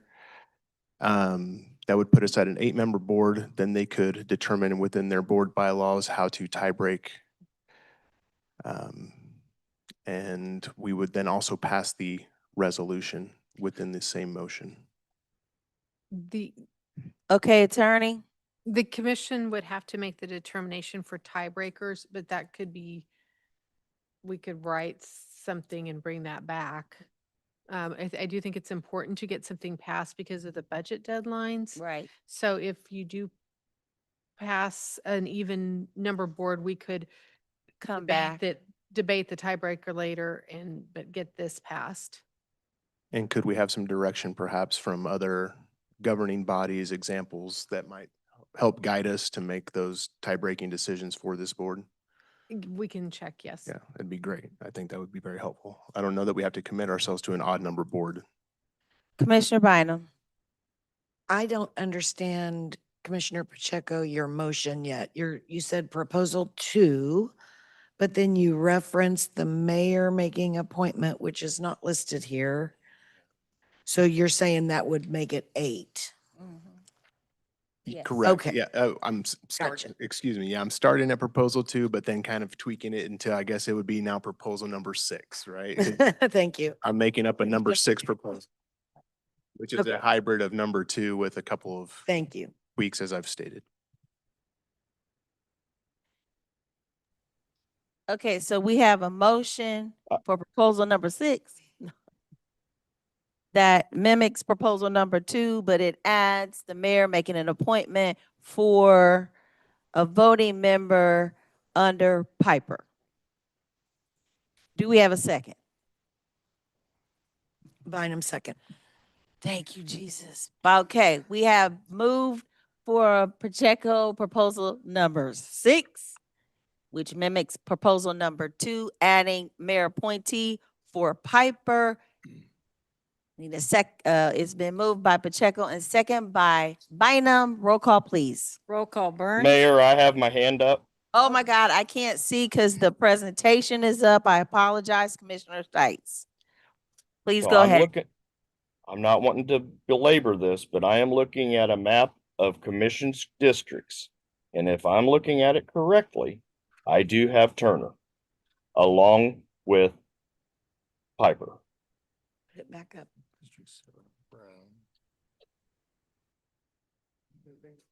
Yeah, he's got a little sliver of paper. Right. I don't know. This is an updated map. Somebody from GIS in here? I do not see. Is there? Where do you see? Turner? Okay, are you looking at the purple line? Right, we're talking about the school district for Turner, Stites. You're in the brown, but the purple line indicates the school district. And that's why we think you're not in Turner. Map. I'm looking at the map of school and commission districts, and at 435 and K32,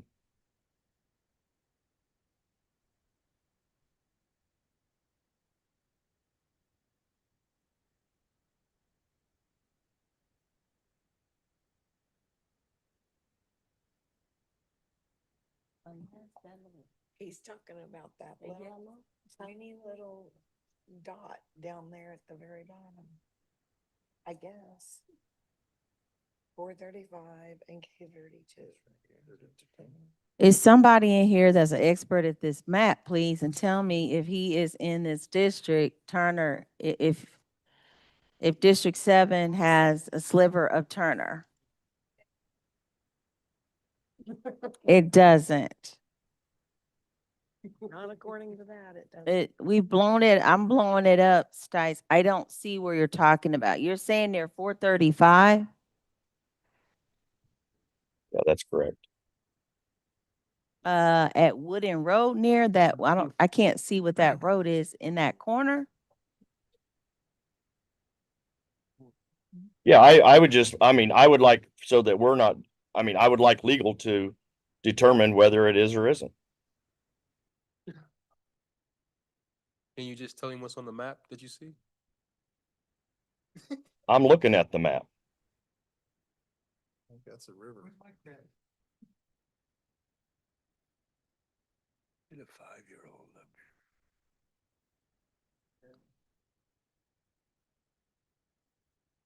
Legal is here and they have not confirmed that that is Turner. They're not GIS. You could see it.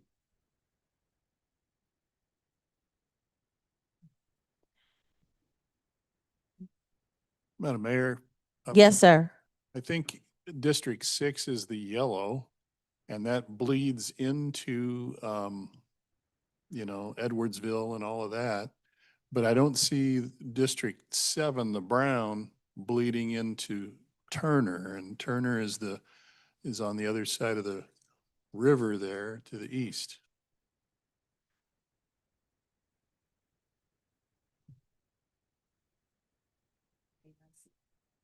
There is no Turner, Stites.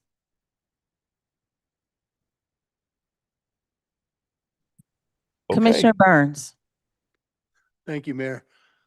I might just suggest that our legal team file a writ with the U.S. Supreme Court so they can figure out what the heck we're talking about here. Well, we can write them after. We're confirming that Turner's not in there.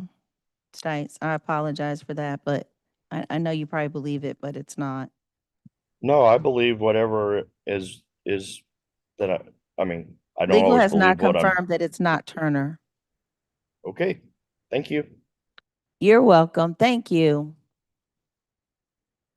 Roll call, please. Let me get back to my motion. Oh, okay, this is a motion and includes the resolution. It does. It does. Okay. Roll call. Burns? Aye. Oh, are you serious? Yeah. You want to talk? I want I'm sorry. I have another question. Commissioner I Cum. just wanted Commissioner Pacheco to confirm what the motion that we're voting on is. Yeah. Yeah. Good idea. So we'll call it proposal number 6 Mhm. because we haven't had this, but if you look at proposal 2, all those position numbers and those nominated bys would all be the same. We would add a position, an 8th position for the mayor, who would nominate a resident from Piper. That would be 4 residents from Piper or from Turner. Representation would be equal. And then since we are an 8-member board, it will have to come back to us at some point in order to help them understand in order to define, I guess I should say, the tiebreakers for an even board. But that is the proposal. And it includes a resolution. Okay, thank you. With modifying the voting members. Yes, modifying the voting members as I stated, I believe. Thank Yes. you. Okay. It was moved by Pacheco and second by Bynum. Roll call, please. Roll call. Burns? Aye. Ramirez? Aye. Hill? Aye. Pacheco? Aye. Lopez? No. Stites? No. Davis? Aye. Bynum? Aye. Kump? Aye. Howard? Aye. The vote is 8-2. The motion carries. Thank you. Thank you, commissioners. Thank you, everyone, for your patience.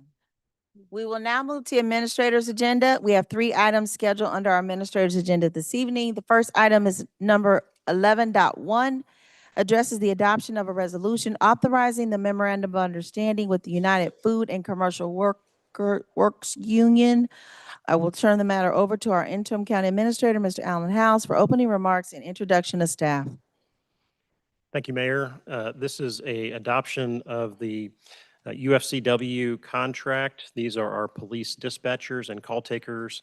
The term of the contract is retroactive from January of 2026 through December of 2028. And it includes increases of 4%, 3%, and 2% respectively in each of those years. Happy to stand for any questions, and I also want to say thanks to our HR staff and our legal staff for their work in putting this contract together and working with the union to get it approved. Thank you. Commissioner Davis. Very quickly, I just want to make sure we have budgeted and everything we are prepared for what this contract ties to UG to. Yes. Okay, just to make sure. Move to approve. It's been moved by Davis and second by Ramirez. Roll call, please. Roll call. Burns? Aye. Ramirez? Aye. Hill? Aye. Pacheco? Aye. Lopez? Aye. Stites? Aye. Davis? Aye. Bynum? Aye. Kump? Aye. Howard. Aye. Vote is 10-0. The motion carries. Thank you. The next item, 11.2, is a presentation of the 2025 Annual Consolidated Financial Report. I will turn the matter over to our interim county administrator, Mr. Allen House, for opening remarks and introduction of staff. All right, thank you, Mayor. We'll turn this over to Dr. Shelley Knieven. This is our annual external audit that we get every year, and they will talk to you about the audit and what it's got.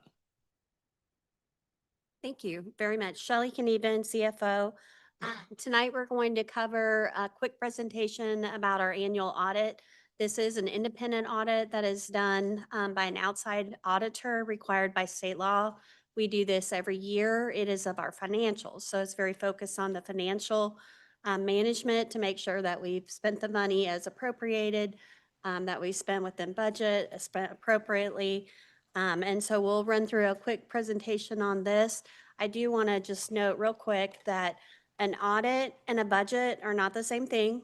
And this is to communicate this to the broader audience that might be listening to this presentation. An audit is looking backwards. It's looking at the last fiscal year. So it is 2025 that ended on December 31st.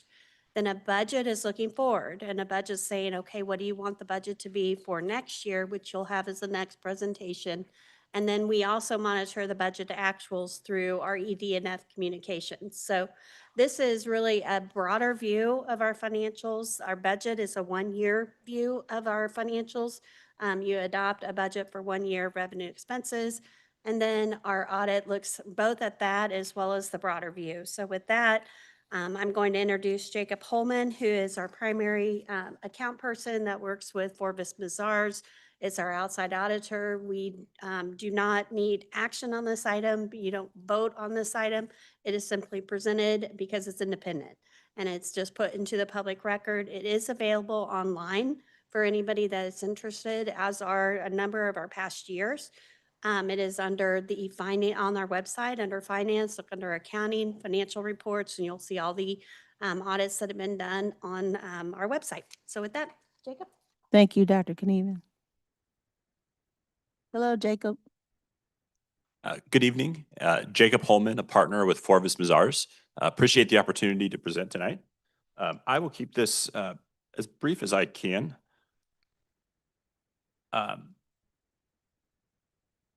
So with that, I want to talk a little bit about the scope of the work, the audits and the different engagements that we are engaged to perform, my firm. The first one is the financial statement audit of the unified government's financial statements as of and for the year ended December 31st, 2025. But there are other audits and engagements that we are engaged to perform. We are engaged to perform a compliance-based audit of your federal funds, a star bond, agreed upon procedures over the star bond expenditures. And we are also engaged to do some quarterly data analytic procedures over some procurement cards, some purchasing, and payroll. With that tonight, I'm really going to focus my presentation on the first one, the audited financial statement. So when we think about an audit, I think it's always helpful to really just define kind of what is the audit that we're talking about, the audit of the financial statement. So the audit we're talking about tonight is an independent objective examination of an organization's financial records. So that examination is used to verify the records are accurate, the records are complete, and they follow industry standard accounting principles. The purpose of this audit is to build trust within the organization, provide reasonable assurance of the financial statements that we're going to talk through, and review the control environment around financial reporting. There are several external entities that require this audit to be performed on an annual basis. Some of those organizations are statutorily. This is a required audit on an annual basis. Your debt agreement requires this on an annual basis, as well as when you receive federal funding, you are required to do this annual financial statement audit. So with that background, there is some required communications that we're required to communicate to governance, as well as I think it's just helpful to kind of just step back and look at a 10,000-foot scorecard. So at the conclusion of the audit, what are the most important things that should be communicated to the mayor and the commissioners? The first thing is that this is a complex organization. If you look at your set of financial statements that is finalized, it's a little over 200 pages. So there's 3 bases of accounting. There's a lot of complexity that goes into this set of financials. The other thing I will point out is that management prepares these financials. Our job as an independent auditor is to ensure that the financials are materially accurate and that it's a complete set of records. So with that, from a scorecard perspective, I think it's just helpful to point out that management was well prepared. They were professional and they were courteous to my team. This is a large undertaking that starts in the fall of 2025 and goes all the way through June 30th. So my team has about 2,000 hours to get to where we are today, looking at all the financial records, reading all the contracts, reviewing old commissioner meetings all the way through January 1st, 2025 through June 30th. With that, management produced timely financials. These financials were dated June 30th. I think that that's good to point out. Statutorily, this has a requirement to be issued within a 12-month cycle. So you had all the way through December 31st to issue this. The best practice is a 6-month window, which the organization did hit. So I'm proud to discuss that. We did issue a clean or unmodified opinion. That's the highest level opinion that you can receive as an organization. That's the opinion that you strive for. So that's good to point out. The last thing we'll talk about on a couple slides from here is if there were any control related items that needed to be discussed with governance, we would discuss that. And I have a slide here in about 2 or 3 slides. So the next couple slides I'm going to go through real fast. They're just some financial highlights that came out of your audited financial statements. So different basis of accounting. This slide really talks about the full accrual basis of accounting. Your full accrual basis of accounting is required to segregate different types of departments. So you have your what's called government activities. Those are your departments that are funded by taxes and grants traditionally. And your business type activities, those are funded by charges for services. So business type activities would be those like the golf course. It would be like your various utilities, including BPU. Your levy as well as EMS. So everything else that's not in that business type activities falls into your government activities. What this slide shows is really the ending net position at a point in time. So our job as auditors is to make sure that all of the assets that go into this calculation, they exist, they're valued appropriately. And when we think of assets for your organization, it's not only the cash and investments, but a big portion of your assets are the infrastructure assets. So it's your roads, it's your bridges, it's your buildings, it's your utility lines. The difference between your assets and your liabilities is your net worth or your equity. This basis of accounting calls it net position. The fund level is the second basis of accounting that we audit under. Your governmental funds are audited under a modified accrual basis of accounting. Some important statistics at the end of the audit at 12/31. Your general fund ended your unassigned fund balance of about 69 million, which from a ratio perspective is about 3.7 months of revenue. So very consistent with the prior period. Your ratio last year was 3.6 months. Some of the more important footnote disclosures, I don't want to go through the actual disclosures because they're so long and voluminous, but this is just kind of a snapshot of both your capital assets, which is your infrastructure. It's your largest portion of your assets, and some of the different changes and how we got comfortable with those assets. On the right side of your screen is your various notes that are included in your set of financials for your debt and your long-term liabilities. These capital assets and debt and long-term liabilities includes the entire reporting entity. So not only the government activities, but all of your utilities, including BPU. The next slide I think is important to point out. We spend a lot of time not only on kind of hard numbers that are out there, but numbers that are estimates. So the estimates that are in your financials, there's about 15 to 20 material estimates that we get comfortable with. Our job as auditors is to make sure that if there is an estimate that needs a specialist, that a specialist is engaged, the specialist is qualified, and we look at the data inputs that they utilize and make sure that they're good quality data and that we audit the data inputs of those specialists. In addition, we want to make sure that there's not a management bias in these estimates. So at the conclusion of that, we had no concerns with these estimates that are in your financials. And the last thing I really just want to talk about, there's different levels of control deficiencies at the conclusion of an audit if we did find any when we were looking at the control environment around financial reporting. The first one is a material weakness that really states that there's the ability based on the control environment that your financials are materially misstated. The second one is called a significant deficiency.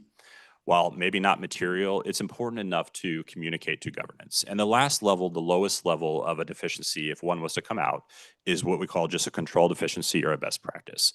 I think it's good to point out those top two buckets, there was no deficiencies that we're here to report tonight. So there's no material weaknesses, there's no significant deficiencies. There is one best practice comment around substantial interest. That substantial interest or a conflict of interest, we recommend be performed on an annual basis by both governance and key members of management. To ensure that that was corrected, we did work on a go-forward basis with Finance Department to ensure that they're working with the legislative auditor to ensure that there is a plan of action from that deficiency going forward. So with that, I thank you for the opportunity to present and really will just open it up for questions. Thank you for that presentation. Do we have any questions from our commissioners? All right, well, that was for information only. Thank you. Job well done. Thank you. All right, the next item is item number 11.3. Presentation of the amended 2026 budget and the proposed 27 budget. This presentation represents an important step in our annual budget process and will be presented by our interim county administrator, Mr. Alan House. Mr. House, we appreciate your work in preparation. You now have the floor.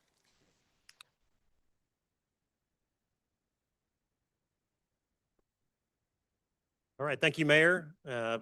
Mayor, Commission, it's good to be with you this evening. Before I get started here this evening, I do want to recognize the finance team and the work that they put into that audit and having a clean audit and an on-time audit. They have, again, put a lot of work into that.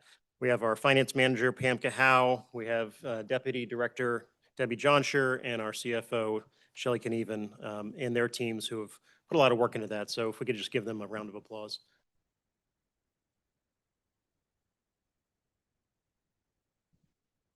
So before we kind of jump into the presentation tonight, I just want to kind of make a couple of comments in terms of this budget and what's in it and how we put it together. Really, and I'll start with fiscal discipline kind of being the cornerstone of this budget. We have had expenses that have exceeded our revenues over a period of time, and that is not sustainable. So this budget that we are bringing before you tonight is structurally balanced, both on the city and the county, and puts the UG on firmer financial footing over the long term. How we came about this is when I stepped into the role and met with our budget director and his team, we talked about how we're going to put the budget together and came up on a 4% target for department expenses. And so that was their target, and that's what they worked with departments on, to hold expenses to 4% growth for the 2027 budget. We also know that 75% of the expenses in our organization are personnel. So it did require a lot of work, again, with departments on how do we shift the cost curve and how do we do that sustainably without disrupting operations. I'll note that the contract does fund union contracts. It funds all of our contracts, and it includes a 3% increase for our non-union employees and funds our healthcare fund. So all of those things, we want to make sure that we are taking care of what are clearly the most important assets for the organization, and that's our people.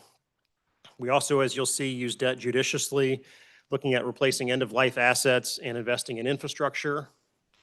So this means funding maintenance with cash instead of debt. You'll see that in our presentation, as well as beginning the shift to move personnel out of dedicated funds like the Street and Highway Fund into the general fund so that we can have dedicated sources of capital that we can plan for and execute against year over year. So it's going to take several years. There's no kind of magic fix in the budget, but we do begin to make some progress in these areas in the 2027 proposed budget. It also includes some targeted investments that'll make us a higher performing organization and improve customer service. You'll hear about some of those. And really kind of keeping one eye on 2027 with this budget and lifting the other eye up a little further on the horizon and thinking about our long-term fiscal sustainability. How do we grow ourselves? How do we grow our economy? How do we identify new revenue sources? And that kind of really comes to the creation really of a 5-year financial plan. So budget is 1 year of it, but as you heard earlier, we operate on longer than 1 year cycles and really thinking about how do we have a longer term plan that we can work with the commission to create. So I'd like to thank our budget director, Reginald Lindsay, and his entire staff. They've again worked nights and weekends. I told him this morning that I thought they just really liked the adrenaline of, rushing the budget right to the end. They assured me that that was in fact not the case. But they really did put a heck of a lot of work into this and really appreciate what they did. So with that, we're going to jump in and I will turn it over to our budget director, Reginald Lindsay.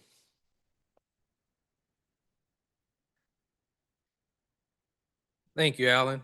I think we should definitely give Alan a hand because he took over the budget like right there at the end of June, beginning of July, and we were like deep in the peak process of it. And he definitely led the team and just the whole organization to us to get to this point right now.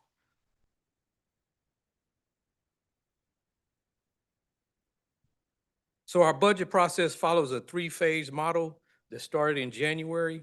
The first phase is budget development. Second phase is consolidation and preparation.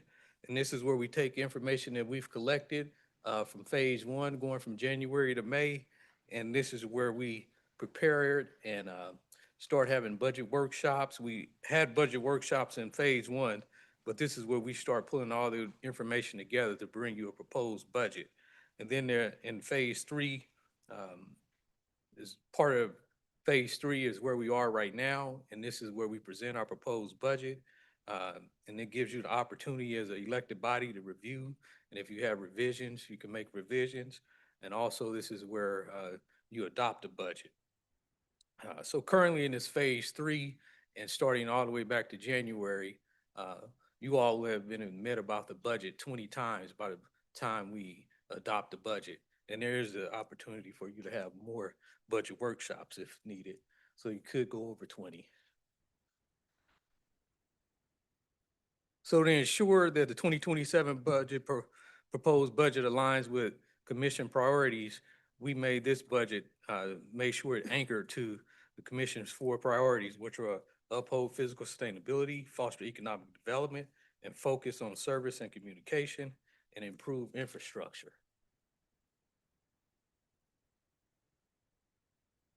So we're going to get into the numbers, but before we discuss the number, it's important for us to begin with the framework that shaped every decision in this 2027 proposed budget.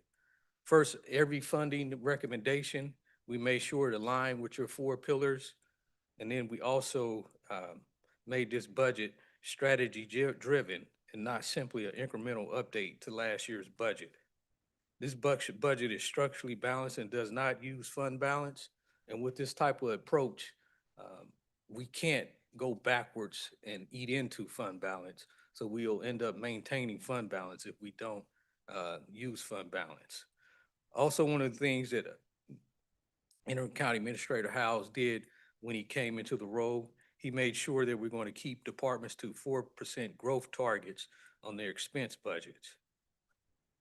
Also, back on July 16th, you all let us set the maximum mill levy at a 1 mil increase for the city and the county. And so we did that, and this budget does have that in it. And the reason we do need that is because we want to maintain existing services and also make new investments, but also keep up with inflationary and pressures that are going on within the economy. So our budget framework includes physical discipline, which is where we're going to build a budget around long-term financial stability, then infrastructure and neighborhood improvements. We're going to continue to invest in community assets and organizational performance. We're going to make investments in improving our efficiencies across the community and with inside the organization. Long-term physical stability, we don't want to just balance the 2027 budget, but we want to have a budget that is physically sustainable 2 to 5 years out and 10 years down the road.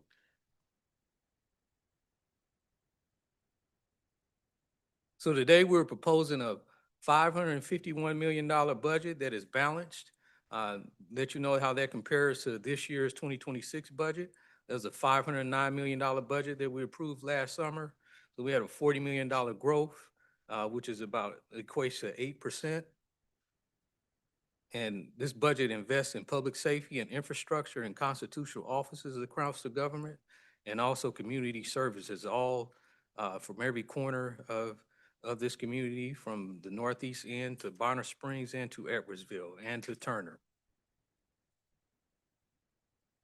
So the revenues that we have, about 2/3 of our revenues are made up of taxes. And then half of every dollar that we spend goes towards personnel. Over in the city general fund, the budget that we are proposing to you all this evening is a $205 million balanced budget. Let you know how that equates to 2026 budget. We had a $192 million budget, and that was a $13 million increase, which is about a 6% increase. The city general fund is where our strategic priorities become operational reality. And we do this by funding police and fire and public works and many other core government services. On the personnel side, we can see that personnel is 73%. So that means that 75% of every dollar that we're spending on the expenditure side is going towards personnel.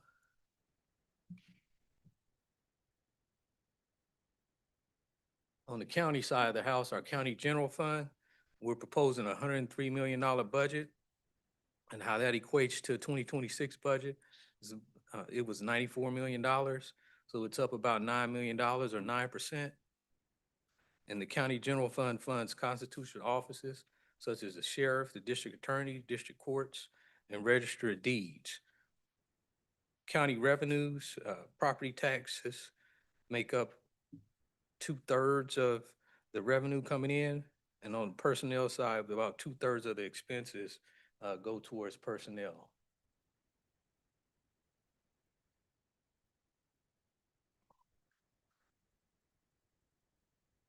We have a view now is or the long range forecast for the city general fund. We have two different views. We have what we're proposing tonight, and then also give you a view of when we came to you all on July 16th to set the maximum mill levy. So what's very important here is just to kind of let you all as an elected body look to see what's the difference between the proposed budget and what we came to you with on July 16th without any additional mills. So the proposed budget, again, in the city general fund, we do have an additional mill. And on July 16th, we didn't have any an additional mill, or we didn't have any additional investments within that budget. So some of the key things that you can see is if you look at 2027's budget, you see it's balanced in the proposed budget. But if you look down at the one that was presented on July 16th, we were like $4 million in the hole. And if you look at the net fund change balance, just from on both scenarios, you can see we have greatly reduced the net change fund balance from 2028 to 2031. It was a lot larger when we came on July 16th. You look at 2028 to 2031, those fund balances are definitely like a lot more. And you can see when we get out to 2031 in the proposed or in the July 16th view, we wouldn't have even been able to approve a budget in 2031.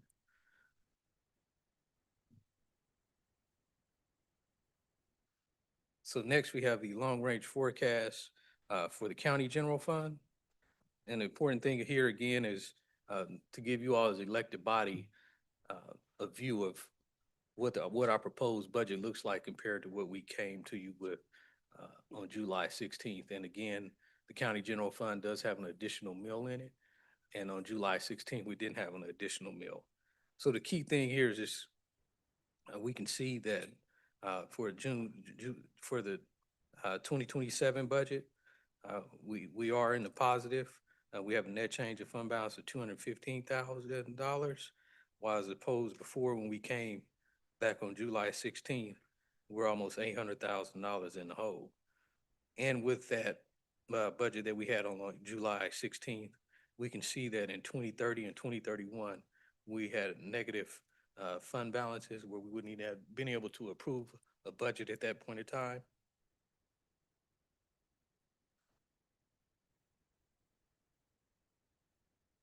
So this is a view of if we were to keep the mill rate the same. If you're a city resident, your property tax bill would go up $44. If you had a $200,000 home and a county resident, your tax bill would go up $43 for a total of $88. So if you lived in the city of Kansas City, Kansas, your tax bill would go up $88 from the unified government. If you're in Bonner Springs or Edwardsville or Lake Rivera, your tax bill will go up $43. So with the additional mill, if you're a city resident, your tax bill will go up $68, and county residents would go up $67 for a total of $136 if you are a city resident, and if you're a county resident only, your bill would go up $67. So that's a $24 increase on both the city and the county. And if you were a city and county resident, your bill will go up $136.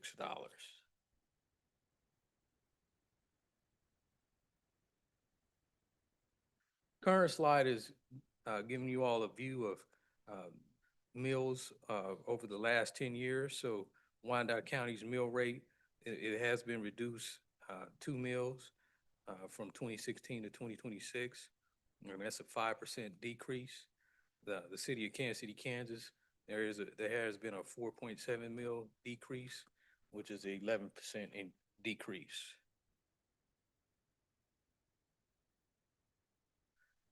Current slide, we're looking at the unified government as far as a taxing entity within Wyandotte County.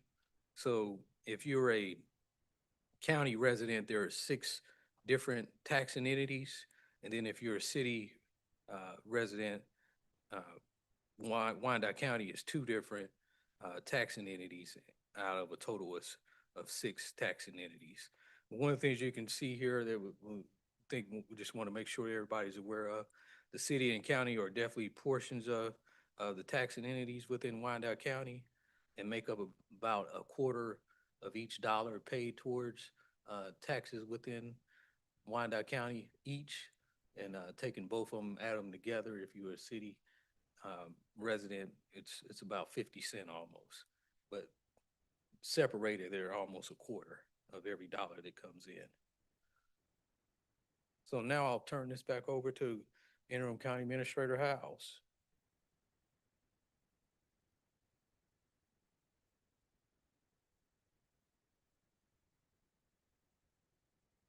All right, thank you, Mr. Lindsay. We'll cruise through this here. I think we talked a lot about this already, but the structurally balanced budgets, the 4% target for expense growth from departments, all positions in the departments are 100% funded. And this is important because it means that, you know, the sheriff, as an example, can fill all the positions that he has on his inventory. They're all budgeted. Likewise with the police and fire. We eliminated a director level position through the consolidation of human services and aging. So we are looking for opportunities to find efficiencies and put more money into direct services in that case. So we're mentioned shifting personnel out of street and highway fund, as well as the public safety and infrastructure special sales tax. And again, this is kind of a longer term play, but beginning with this introduced budget, moving some personnel out of street and highway and some fire and police personnel out of the public safety and infrastructure tax fund so that we can begin to really have dedicated capital funding sources for those areas. So that's another move that was made or in this proposed budget.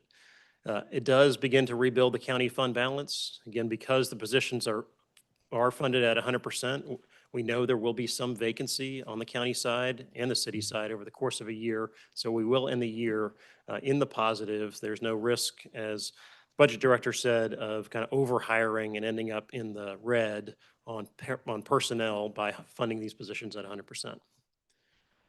And we also looked and will continue to look at aggressively or actively managing, I should say, vacant positions. So as positions become vacant, where can they be utilized? Are they kind of the highest and best value or usage for the organization? Two of the things that we came to you with the maximum levy discussion that were the most challenging for this 2027 budget were the expiration of two significant federal grants, the COPS grant for the police department and the SAFER grant for the fire department. And both of those have personnel that were 100% funded by the federal government, and those grants have people rolling off of those in 2027.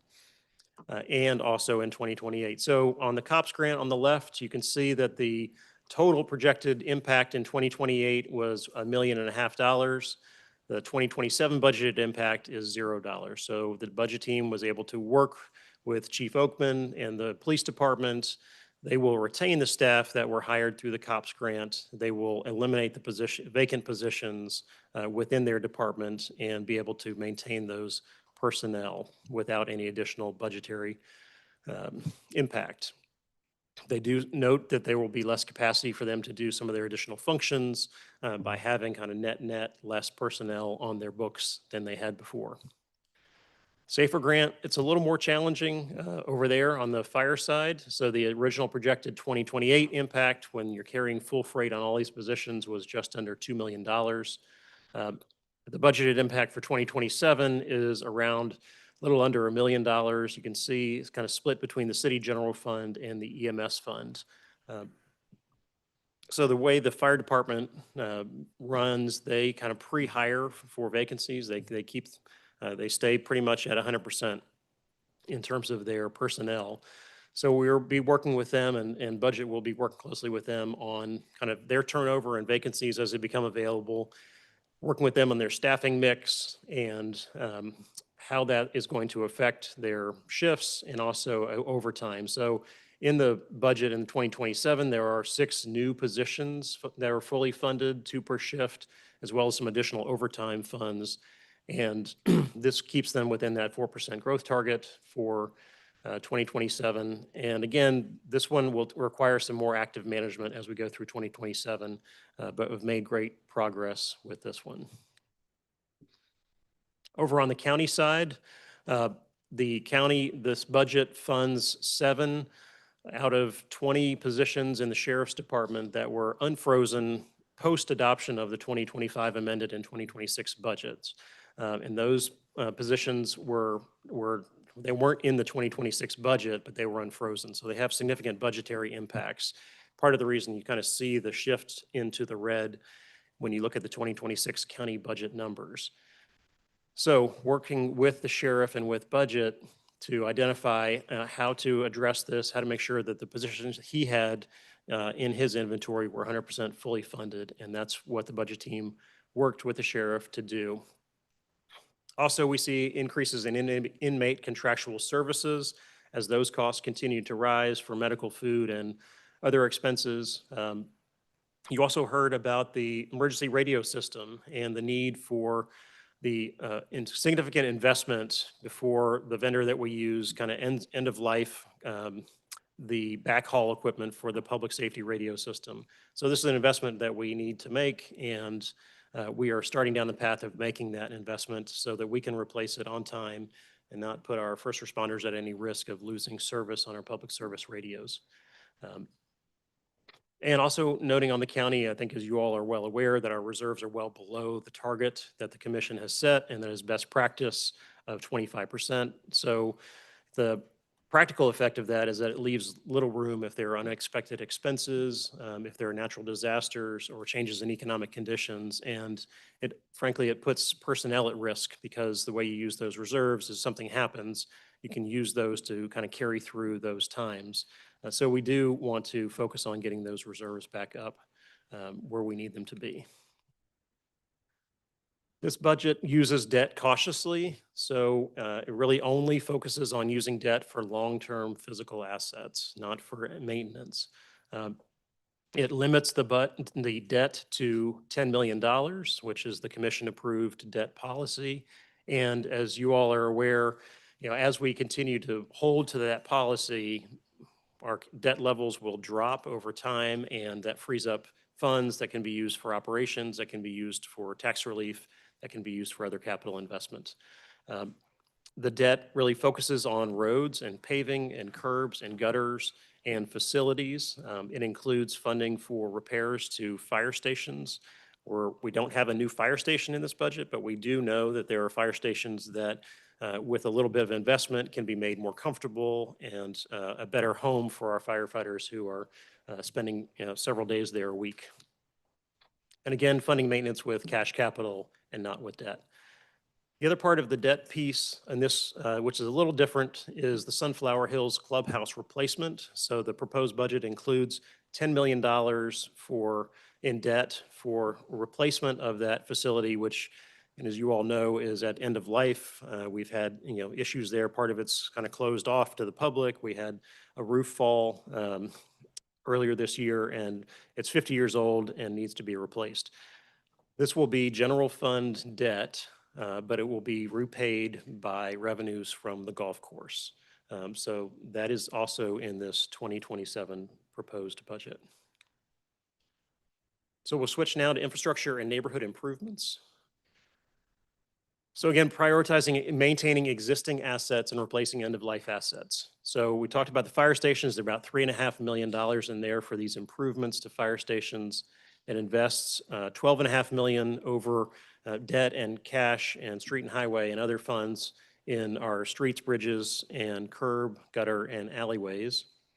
It does start the process of funding the replacement of our warning siren system countywide, which is, I don't know how old that is, but it is in need of replacement, and our emergency management is leading that project. So this will bring us new state-of-the-art warning siren system for the county over the course of several years.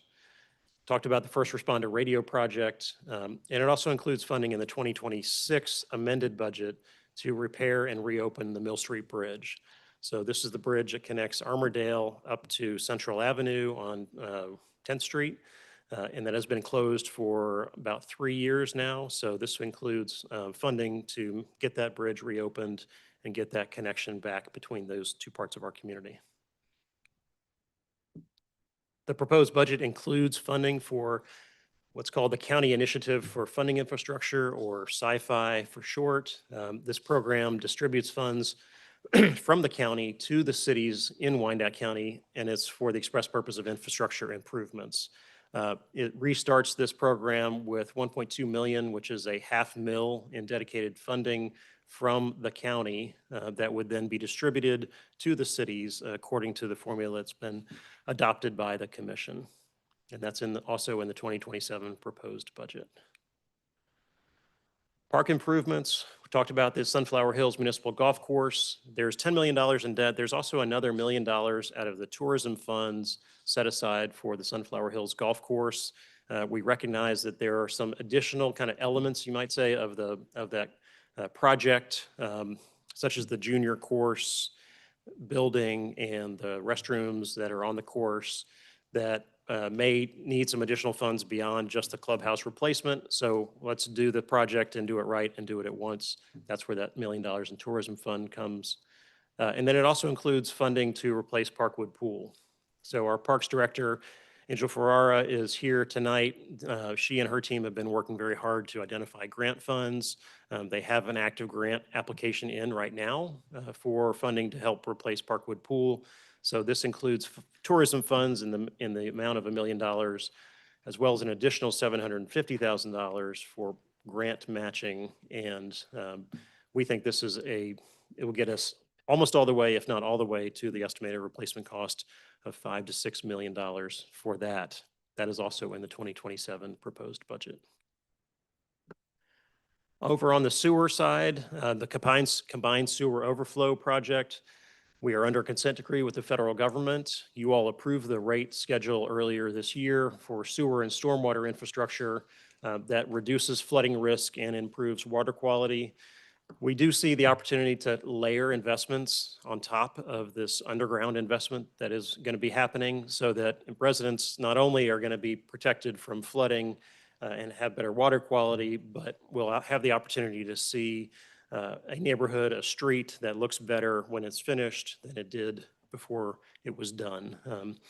And some of these are drainage areas, that sort of thing that can become park-like amenities for neighborhoods. So that requires some coordination and planning. We have been meeting internally as teams to maximize the benefits of that. Community development, our community development director, Kay Sharp, is here, as well as Parks and Public Works, and our other teams to, again, coordinate how we're going to layer and stack this spending so that we can maximize the dollars that are being used for these significant infrastructure projects.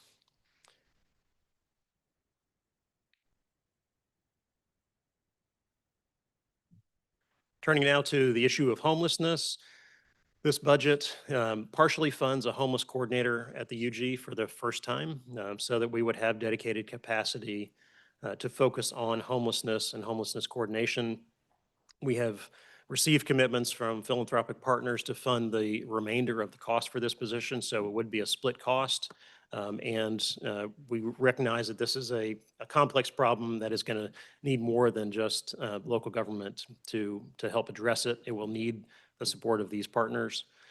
It also funds the cold weather shelter, and you'll see that $230,000 for that, and also provides an increase that goes to Wyandotte Behavioral Health for mental health services by keeping the same allocated mill levy that they get every year. You can see the amount that's going up for them. They have been flat now for a while, flat and declining, so this will give you the first boost that they've seen in mental health funding for some years. Turning our attention to organizational performance.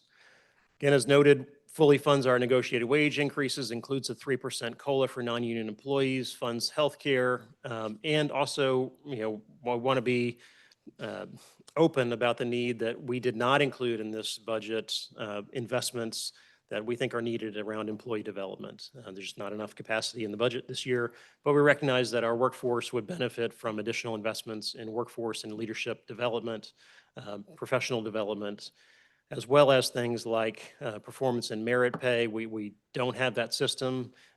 We went away from that a number of years ago. We could look at bringing something like that back, but it's going to be, again, it's going to take a little while to do that. Similarly, a pay and comp study. This would be looking at classes across the UG.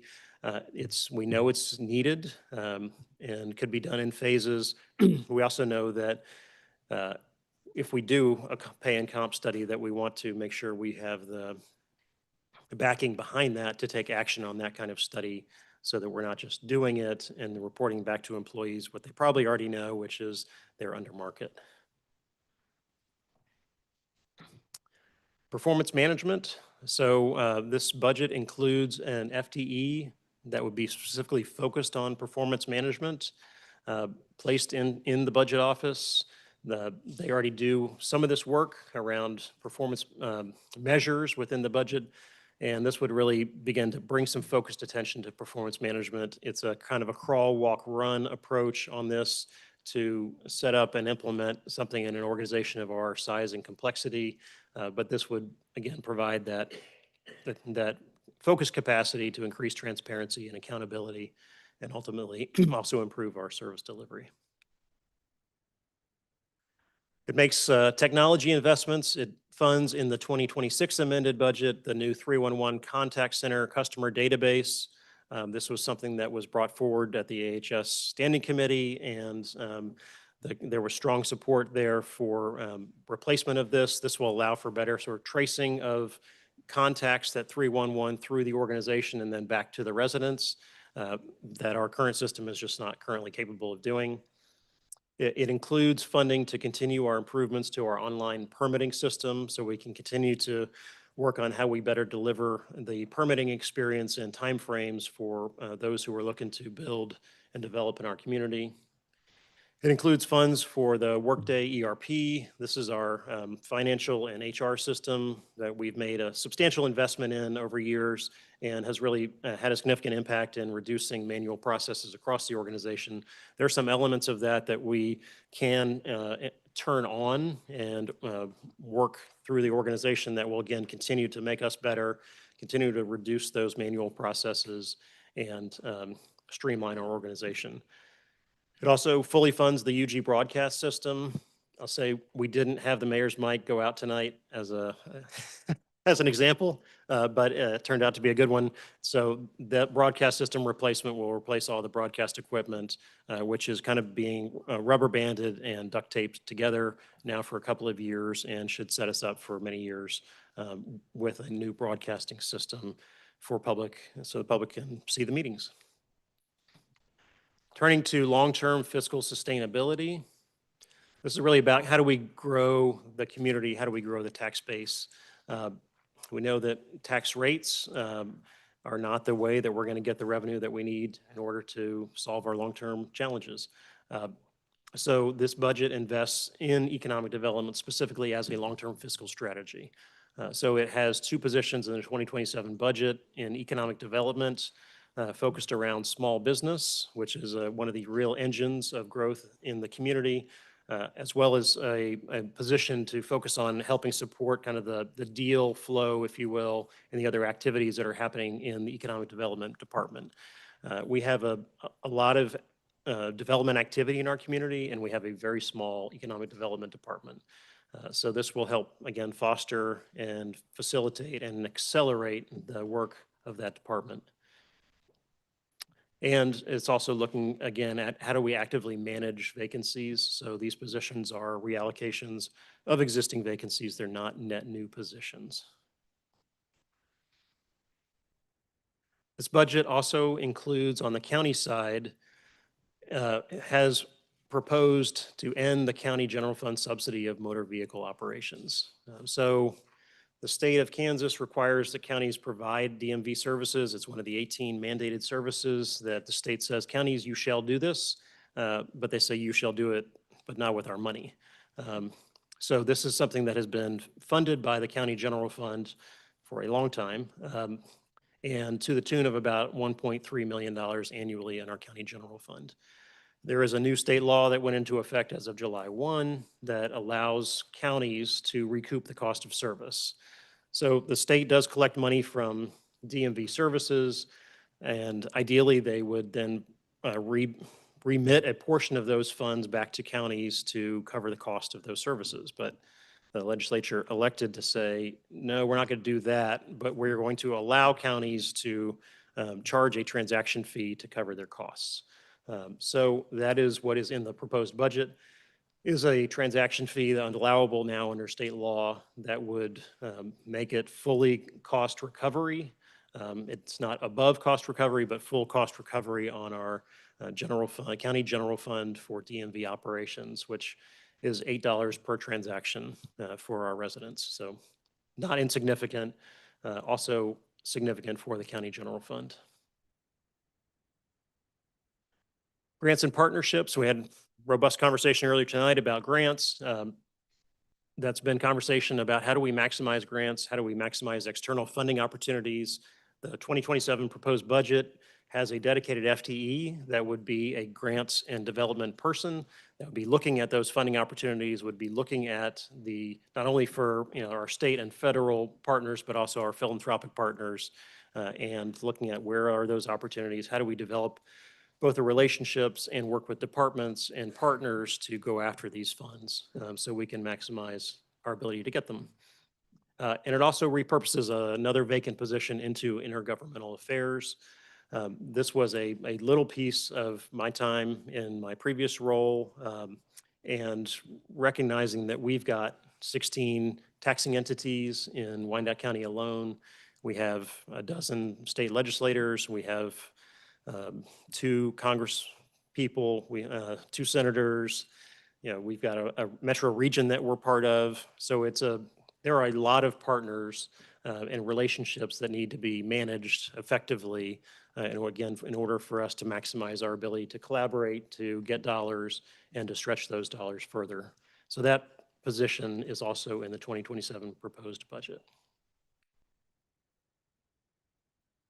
Also looking at what are future potential revenue streams. So you all have heard our budget team talk about priority-based budgeting and using that to identify opportunities for where activities could be done differently, where they could be perhaps shifted out of government to another entity. So we will continue to go down that path with priority-based budgeting and look at those opportunities. To give you a sense of kind of what that can look like, some of the ones that have come forward with ideas that are being explored are the fire department, changing how we bill for medical services. So we don't currently bill insurance companies, for example, for ambulance services. We could bill private insurance for ambulance rides. Other communities do it. So looking at those kind of opportunities. Same thing on the solid waste side and looking again across departments to see where are those opportunities to look at cost recovery in a way that is fair and not burdensome to our residents. Another area that we're looking at is how do we reduce reliance on property tax? How do we identify ways to close the gap that you all have seen? For example, the money that we need for parks, the money that we need for homelessness. How do we close that gap, and how do we not use property tax to do it? So one of the ways that is possible in Kansas is through sales tax ballot initiatives. In Kansas, these are voter approved. So the commission would vote to put something onto the ballot, but it would be an approval of the electorate in order for that to go into effect. Also in Kansas for sales tax ballots, there are initiatives. They are 10 years. They have 10-year renewal periods. So for example, our public safety and infrastructure special sales tax renews on 10-year increments at the top of every decade. It has been renewed twice now, I think. But that goes back out to a vote of the people to see whether they still want to continue that. Also, another point is that the special sales taxes are not subject to STAR bonds. So perhaps pertinent in today's environment. Some of the ones that are available, I'll just note, are on the county side, and there are different rules under Kansas state law for the counties and the cities. Under the county side, there is a health special sales tax that is available to counties, and it is in increments of 0.25% up to 1%. So it could be 2.5, 0.25, 0.5, 0.75, or 1. And on the city side, you have more flexibility on the city side in terms of what a special sales tax could be focused on. You also have more flexibility in terms of the size of the increment that you can use, 0.05 up to what is remaining in the available kind of cap under state law, which is 0.375%. So what would that look like? On the county side, that could look like a special purpose health sales tax at 0.25%, brings in around $12 million annually. Double that for 0.5%, you're $24 million annually. That can be used for a wide range of things. I put 3 up here, but there's a number of other things: homeless services, indigent healthcare, mental health, substance abuse, all possibilities under the county special purpose sales tax. What would something like a city special purpose sales tax for parks look like? At the 0.375%, that is about $16 million annually. And again, run that over a 10-year period. What does that allow you to do? It allows you to do a new park in Piper. It allows you to make sure that you can do the Parkwood pool replacement and the Parkwood Community Center upgrades, Parkwood Park upgrades, splash pads, expanded aquatics in different parts of the community if that was the desire. You can do things like the Sunflower Hill Golf Course and not use debt to do it.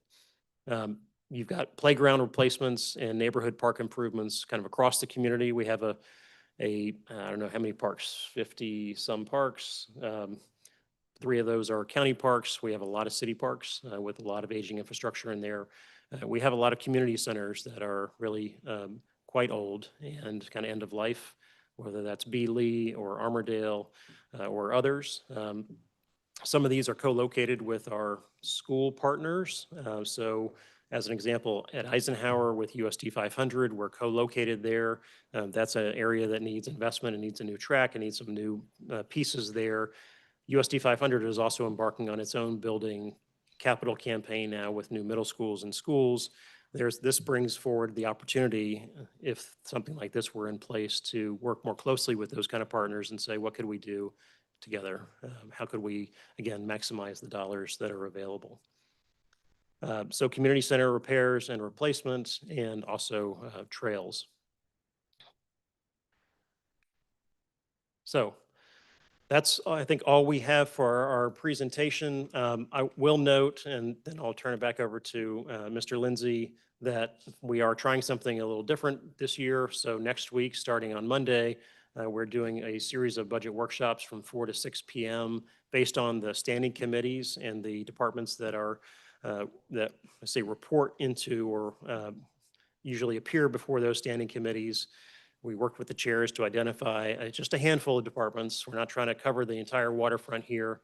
And those will be broken down again by standing committee in 2 hours for commissioners to have an opportunity to kind of go deeper into the budgets for those departments, get the questions and the information that they want to see in those sessions in a way that we hope, we'll see, again, we'll get feedback, is easier than trying to kind of parade 30 plus departments in front of the entire body.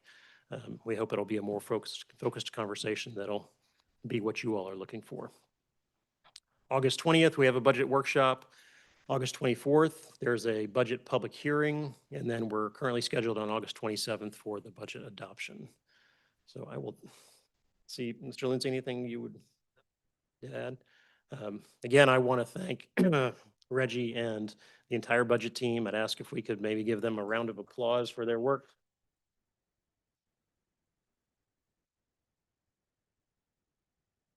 So the budget process now is in your all's hands, and whatever changes you all want to see, whatever questions you all have, we are happy to get the answers to and make whatever adjustments are needed, and we're happy to stand for any questions.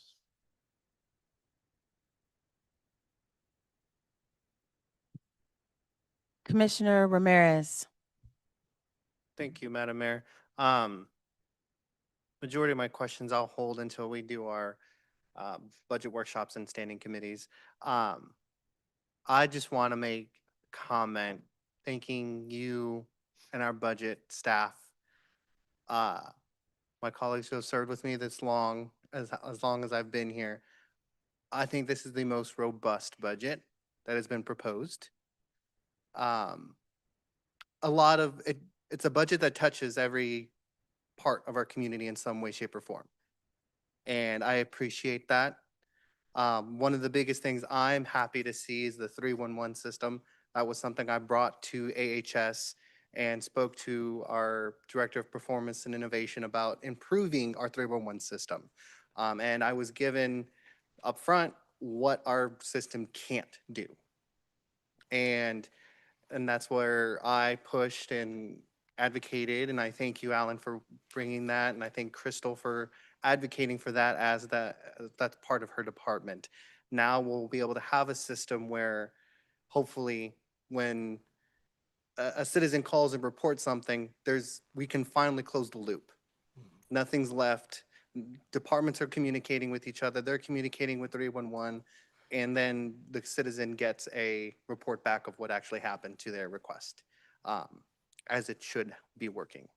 But I just wanted to make that comment of, this is a very robust budget, and I thank you for all the hard work.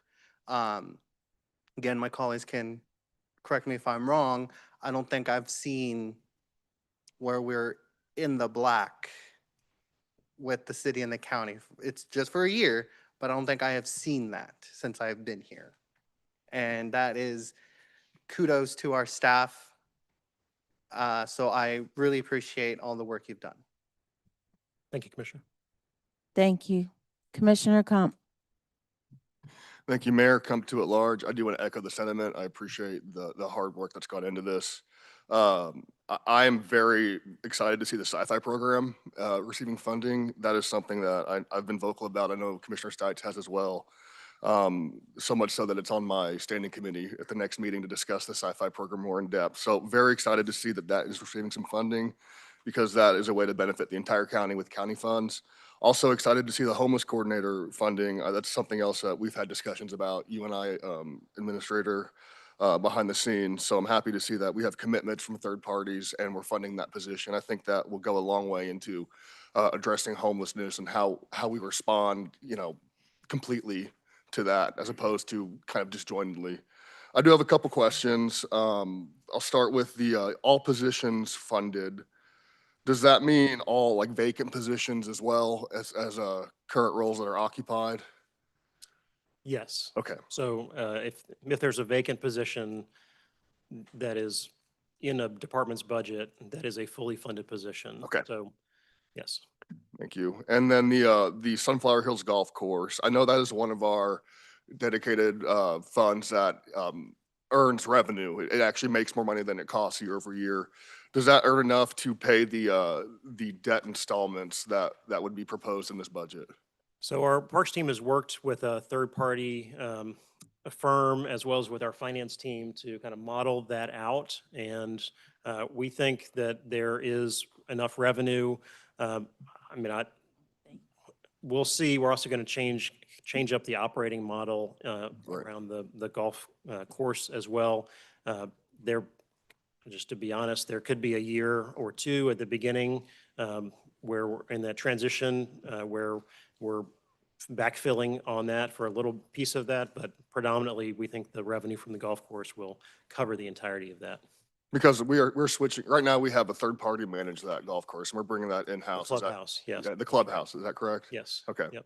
Yep. And I'll also just add, there's 47,000 rounds of golf played out at that course every year, so it does cover its costs, but it's also a recreational asset for a lot of members of our community in the same way that, tennis courts are a recreational asset and other things that we invest in. So we're pleased that it's going to cover most of its costs. I think it's also appropriate that there's some portion of it that may be publicly, covered by other sources. Okay, thank you.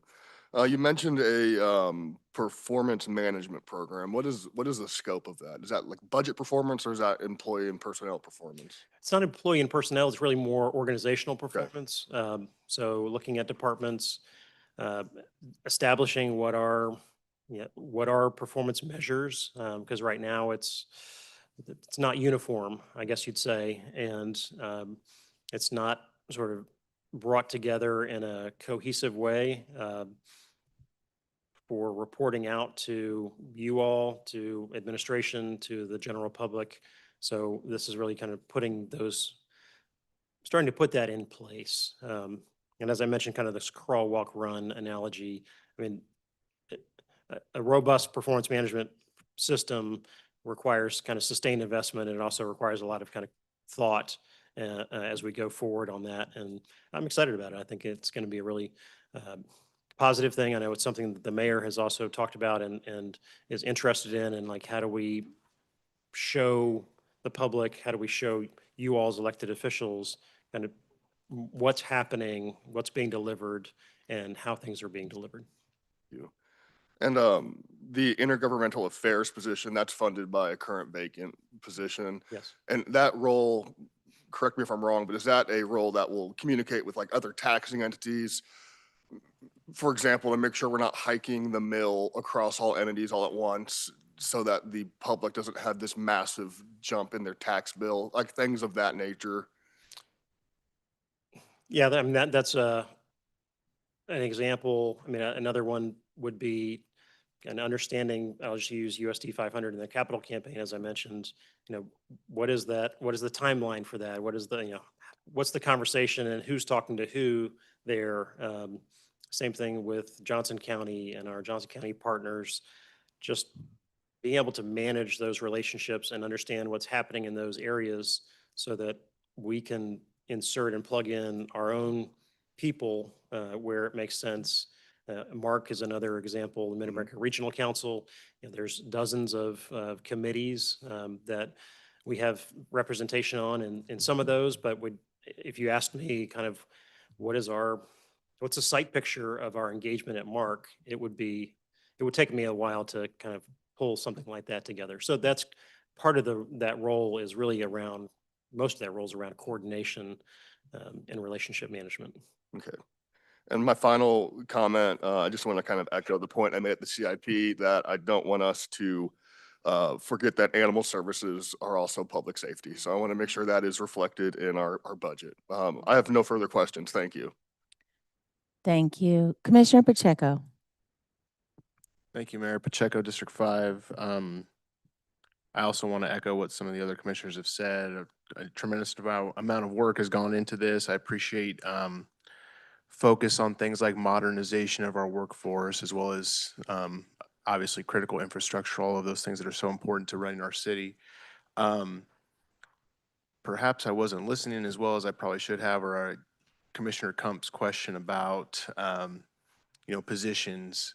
If there has been freezing of positions, this is just for me to understand more clearly.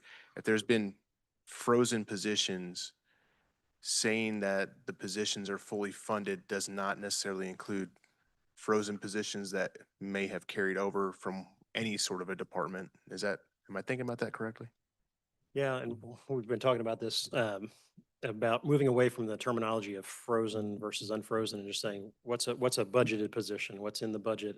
Because everything that is in the budget as a budgeted position is what is available for a department to hire somebody into.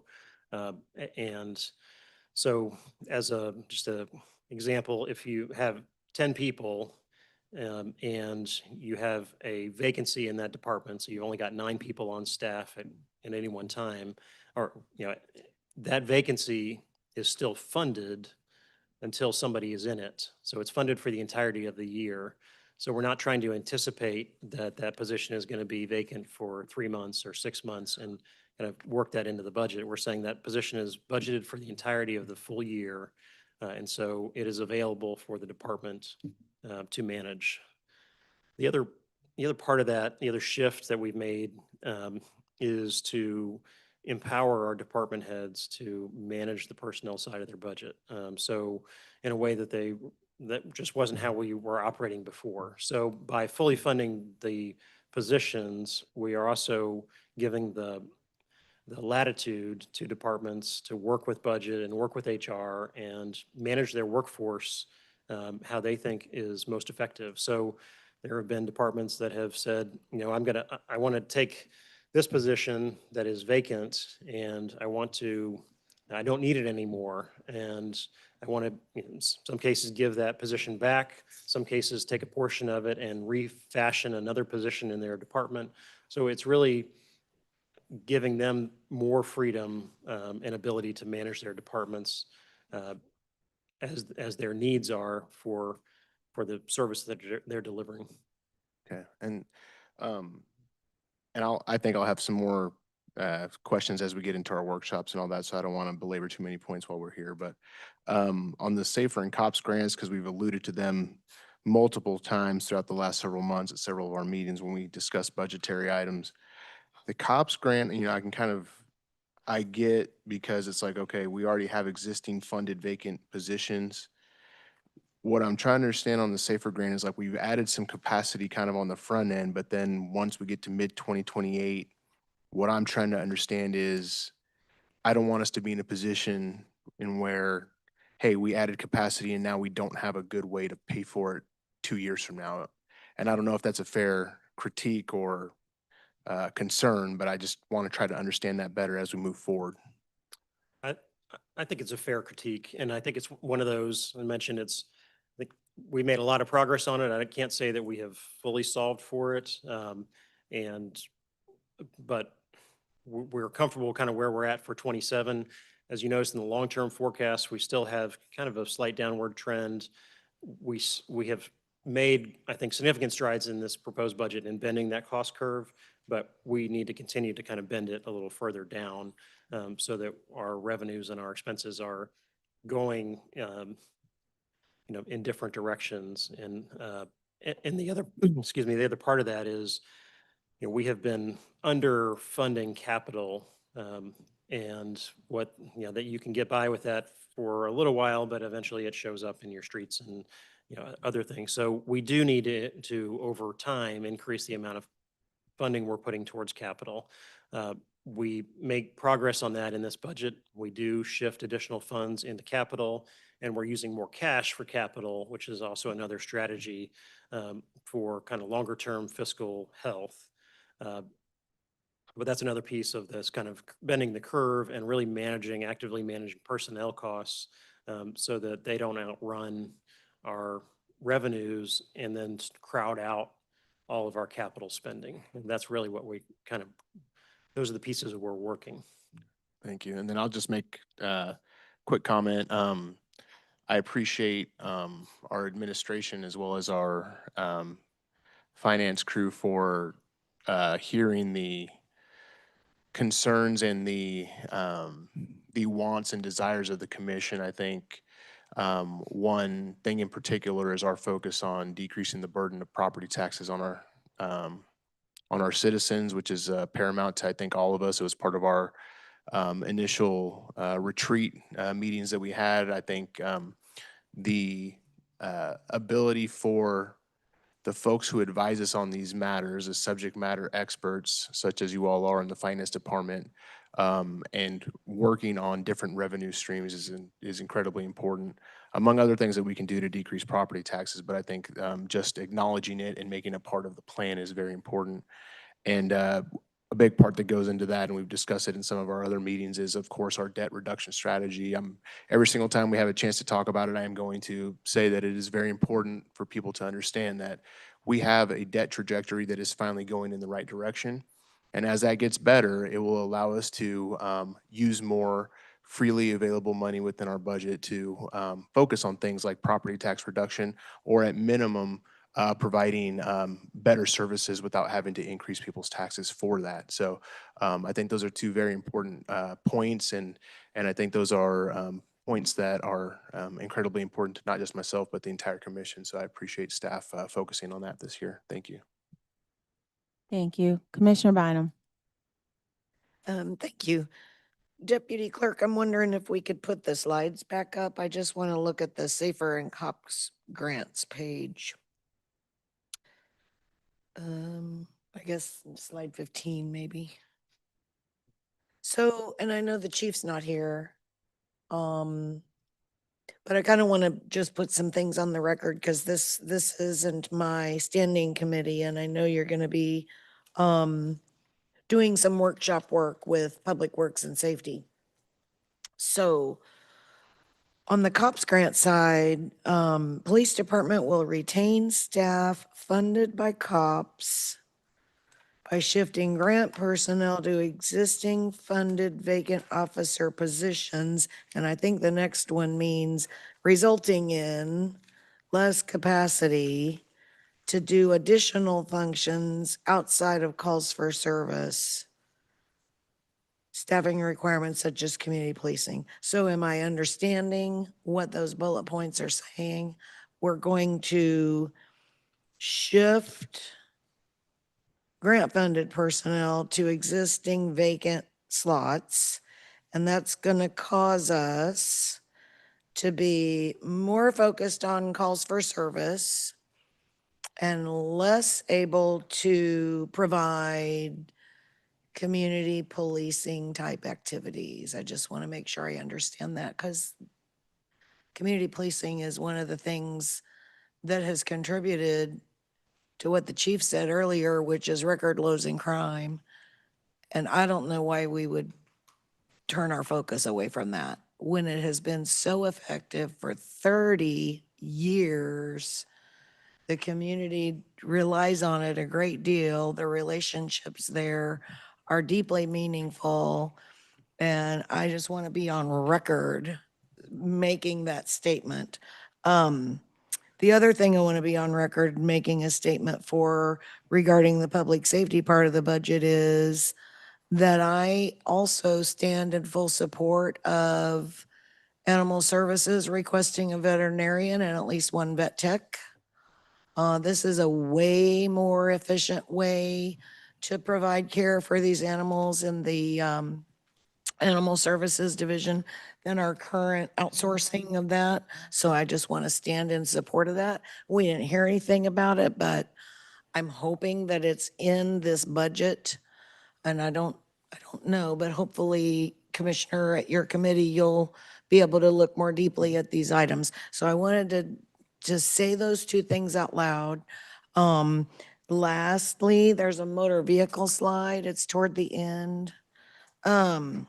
And Commissioner Bynum, before you go to that, Commissioner Kump wanted to Oh. address your other sorry. question. Absolutely. I just wanted to point out that actually on the next Public Works and Safety Standing Committee, there is a new grant application which will be targeted towards community policing officers Great, thank specifically. you. That's great. I don't want For that. to give up ground we've made with community policing and it's distressing to me to see a statement that says less capacity to do things like community policing. That's not good. The motor vehicle piece, I don't know. I do not know how often the state annual motor vehicle fee increases, but it seems to increase like every other year. And I was actually going to ask Dr. Knieven, because you told us one time not too long ago, when you go to pay your annual automobile registration fee of 35 or 40, whatever it is now, you told us one time not too long ago how much of that stays local, and it's not very much, like $1. Do you remember? I hate to put you on the spot. It wasn't very much. It's not very much. Shelley Knieven, CFO. It's of the total aggregated revenue for just the fees. It's about maybe 2 million goes to the state, and then we keep about 300,000. We're allowed to charge a local fee, which we do. Right. Which partially funds the DMV, and this allows us, the state had to give us permission to then fully recover the cost. We can go up to $10, but based on the dialogue we had, we looked at doing $8. So it's just cost recovery of what it costs to run that operation. So it's not to enhance it, it's just to cost recover. Right. What it takes to run that office. And I just want to say for the record, the state's not going to share the cost with us of mandating that we do state motor vehicle work. So they are not going to share the cost, but they did say, but if you want to charge more per transaction, we're good with that. And I'm not good with that. So I just want to be on record of stating I get it. And it's $1.3 million a year that it costs the county to run a state motor vehicle function, but I'm not good with the $8, just on the record. Thank you. So you mean you want it higher? You want the $10? I don't want to add You don't more wanna add- dollars. It already costs a lot of money to register your car. We already charge a couple of fees Okay. and Okay, I just wanted to make yeah, sure. thank you. Commissioner Davis. Thank you, Mayor. I have a variety of questions. I will add though on the cops part, I'm confused. If we are transitioning folks that have been funded by a grant to the budget, I don't know how that results in less community policing officers. Unless what's being implied is that those vacant positions would have funded folks that would then take the community policing position. Am I getting that? Or like what, there's an assumption made in that last statement. So currently, in this current budget, police department, they have 343 sworn positions. Yeah. 331 of those are funded by our own certified funds. 12 Mm. of those are funded by the COPS grant. So with the COPS grant going away, we'll take those 12 people and put into the 331. So there's vacant positions right now in the certified funds for the 331, and they would go into those positions. What that does is limit the chief in the future on starting a patrol class or a new recruit class to bring on additional officers, which would be some type of impact in the future. And it's Chief Oakman is still assessing like how he would utilize the personnel. Sure. Gotcha, gotcha. So, okay, so it wouldn't, yeah, so it wouldn't be that directly of an impact. It would be a possible ripple effect, but there could be other ripple effects. But it's not that by funding cops, we are then cutting community policing. That's not what I'm gathering from this transaction. I think community policing could be one of them, and then also patrol activities also. Because the vacancies aren't there to fill in more people. Is that what you're getting at? Yes. Gotcha, gotcha, gotcha. I see that. Okay. I understand. I will agree with Commissioner Ramirez. I think this is the most comprehensive budget that we have received thus far, and that it is both. It is a if you want it, we're going to fund it. And I know that there are certain concessions that you all made to arrive there. I think Commissioner Bynum hit on that, which is if we don't have that surcharge, then that means we are giving up something on the county side, right? Because if you absorb those DMV functions into the general fund, then what does that mean for the additional county services and programs? Am I in line with that of just the levers that you're pulling of more revenue means more opportunity to do stuff? You lower that revenue, that means there's less opportunity. Am I getting that correct? That's absolutely correct.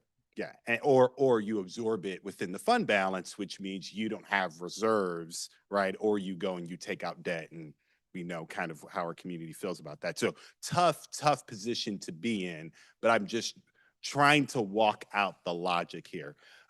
Few things that I think I wanted to bring up. I'll just kind of go in order of my jumbled notes.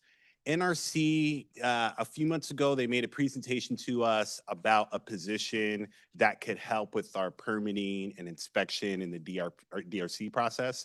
I actually think this is a worthy investment because it can make the community more money, right? If we make our permitting and our inspection process easier, folks are paying for that. And so that position could be a net zero or a net positive impact on our community if we were to invest in it. Were there any considerations about that when we put this together? I'm going to turn that over to our Assistant County Administrator, Rodney Lucas, because I think that position just recently started. On the 27th of this month, we'll have a new zoning officer.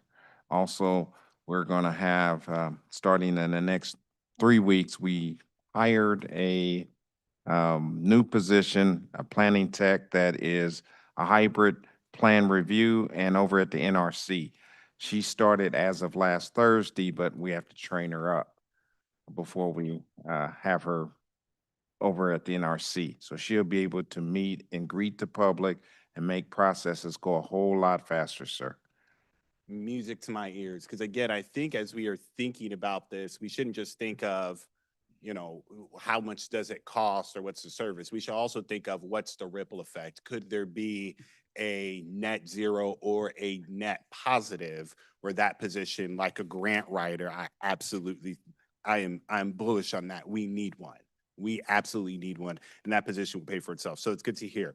Livable neighborhoods. Oh, did you have more to add? I was just going to say, I think we're kind of approaching that from a couple different angles. So there's the personnel that Mr. Lucas talked about. There's the Excella kind of modernization piece that we're talking about. There's a policy work that you all are doing. And then there's the economic development positions that we included in the budget. So we really are trying to kind of come at this from a more holistic approach from end to end, how we get development done, how we accelerate the processes, how do we make it easier and cheaper for people when they do come to do stuff here. Yep, yeah, absolutely. And it's something that we have all heard complaints about, which is how difficult it is to do business with the unified government. And so it is great for us to see us making those investments, because again, I think those investments will pay for themselves and then some. Livable neighborhoods, we know that position was cut a few years ago, and there has been concern about that. Um, any comments, any thoughts on providing some help, even if it's part-time or quarter time? I don't think that's not included in this proposed budget. Gotcha. It would be something that I would like for us to at least take a look at, because I know that that is a very public-facing position that our community really relies upon. I know if we're wanting to rebuild the neighborhood roster and count in our community, that particular position will be needed, or that investment will be I guess needed. I will say that we are kind of having some conversations around livable neighborhoods and like, how do we provide more support around that and kind of help the staff there. So more to come on that as well. Awesome, awesome, awesome. BPU pilot reduction, I didn't see that. I know we were kind of on a trajectory to getting it back to kind of pre-Great Recession levels. I'm assuming it's not included in this proposed budget. Okay. Yeah, it is not. It is not, yeah. And again, I've gathered some of the concessions that we have made to arrive at some of the staffing capacities that we wanted to make. I would like for us to look at, or at the very least, give us some options of, hey, if we were to say no to the $8 fee, if we were to say no to a BPU pilot reduction, what are we giving up? Because I know there's some additional projects and some additional investments that are made. So that comparison would be really, really helpful. Love that we are investing in economic development. Again, those positions, NRC, economic development, they pay for themselves, particularly helping our small businesses and the economic growth position. I will add, I would love within their job description that they assist us with a strategy of responsibly disposing of unwanted UG property. There's quite a few assets that we have in our community that I think there are questions of what do we do? Have they outlived their life? But there's not staff to really help us with that. If they can help us attract developers to come in with those, with ideas and financing with those distressed assets, and I'm really talking about assets that are not within the land bank, because I know people are talking about the land bank, but I'm talking about non-land bank UG assets, it would be amazing. I'm also thinking about the community survey. Senior programming, youth programming came up as high needs for parks. Are there any additional investments in those particular items in this proposed budget? No. Nothing that's proposed. I would love for us to look at that as well. And just again, I will say this every year, for us to just check back with the community survey to see where we are at in alignment and where we need to make some adjustments.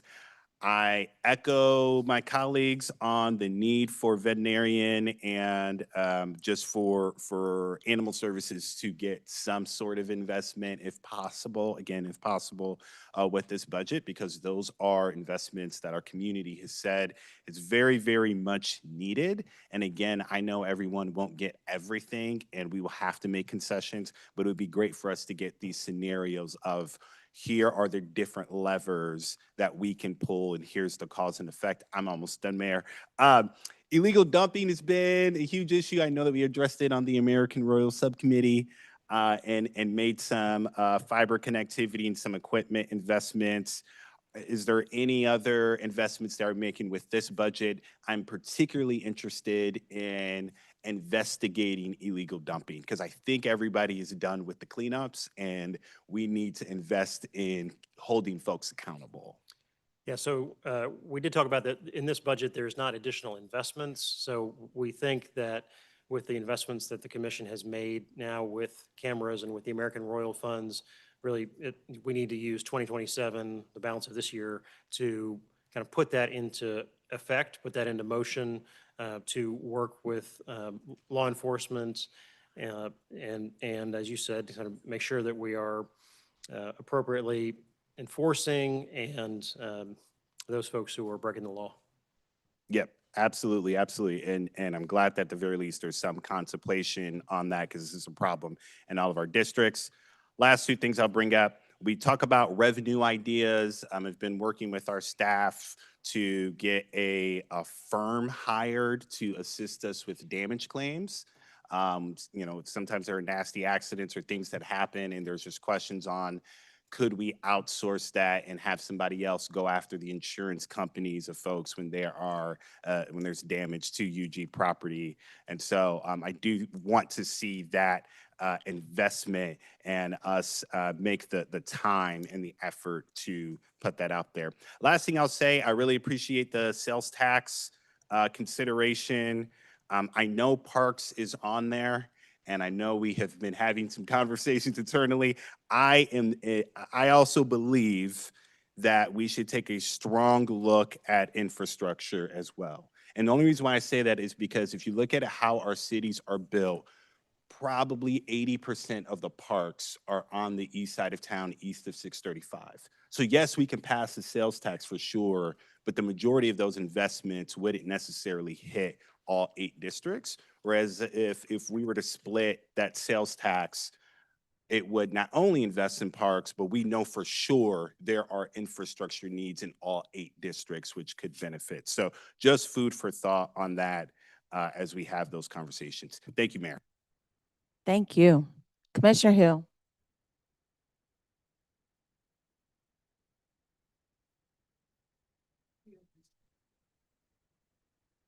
Thank you, Madam Mayor. Hill District 4. I don't have too many questions. Thank you all for the hard work that you've put into this. I certainly appreciate it. I certainly agree with the commissioners on the motor vehicle piece. I do have a question under the homelessness part. Does this budget include the move of the Willa Gill Center? Well, no, I should say, there's money, there's $4 million currently for the Willa Gill move. There's $2 million from the Cerner funding, and there's $2 million from ARPA funding. So that $4 million is still available for the Willa Gill move. This budget does not have additional capital or additional operating.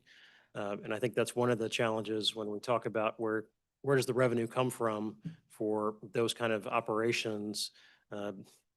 It's, I'll just say, it's kind of hard to get there from here when you look at the cost on property taxes, and each mill is about a little over 2 million. The cost to operate a shelter is probably in the $4 to $5 million range. And all the other competing needs, that's where we kind of look at, is sales tax an option? Are there other ways to think about, funding those sorts of services?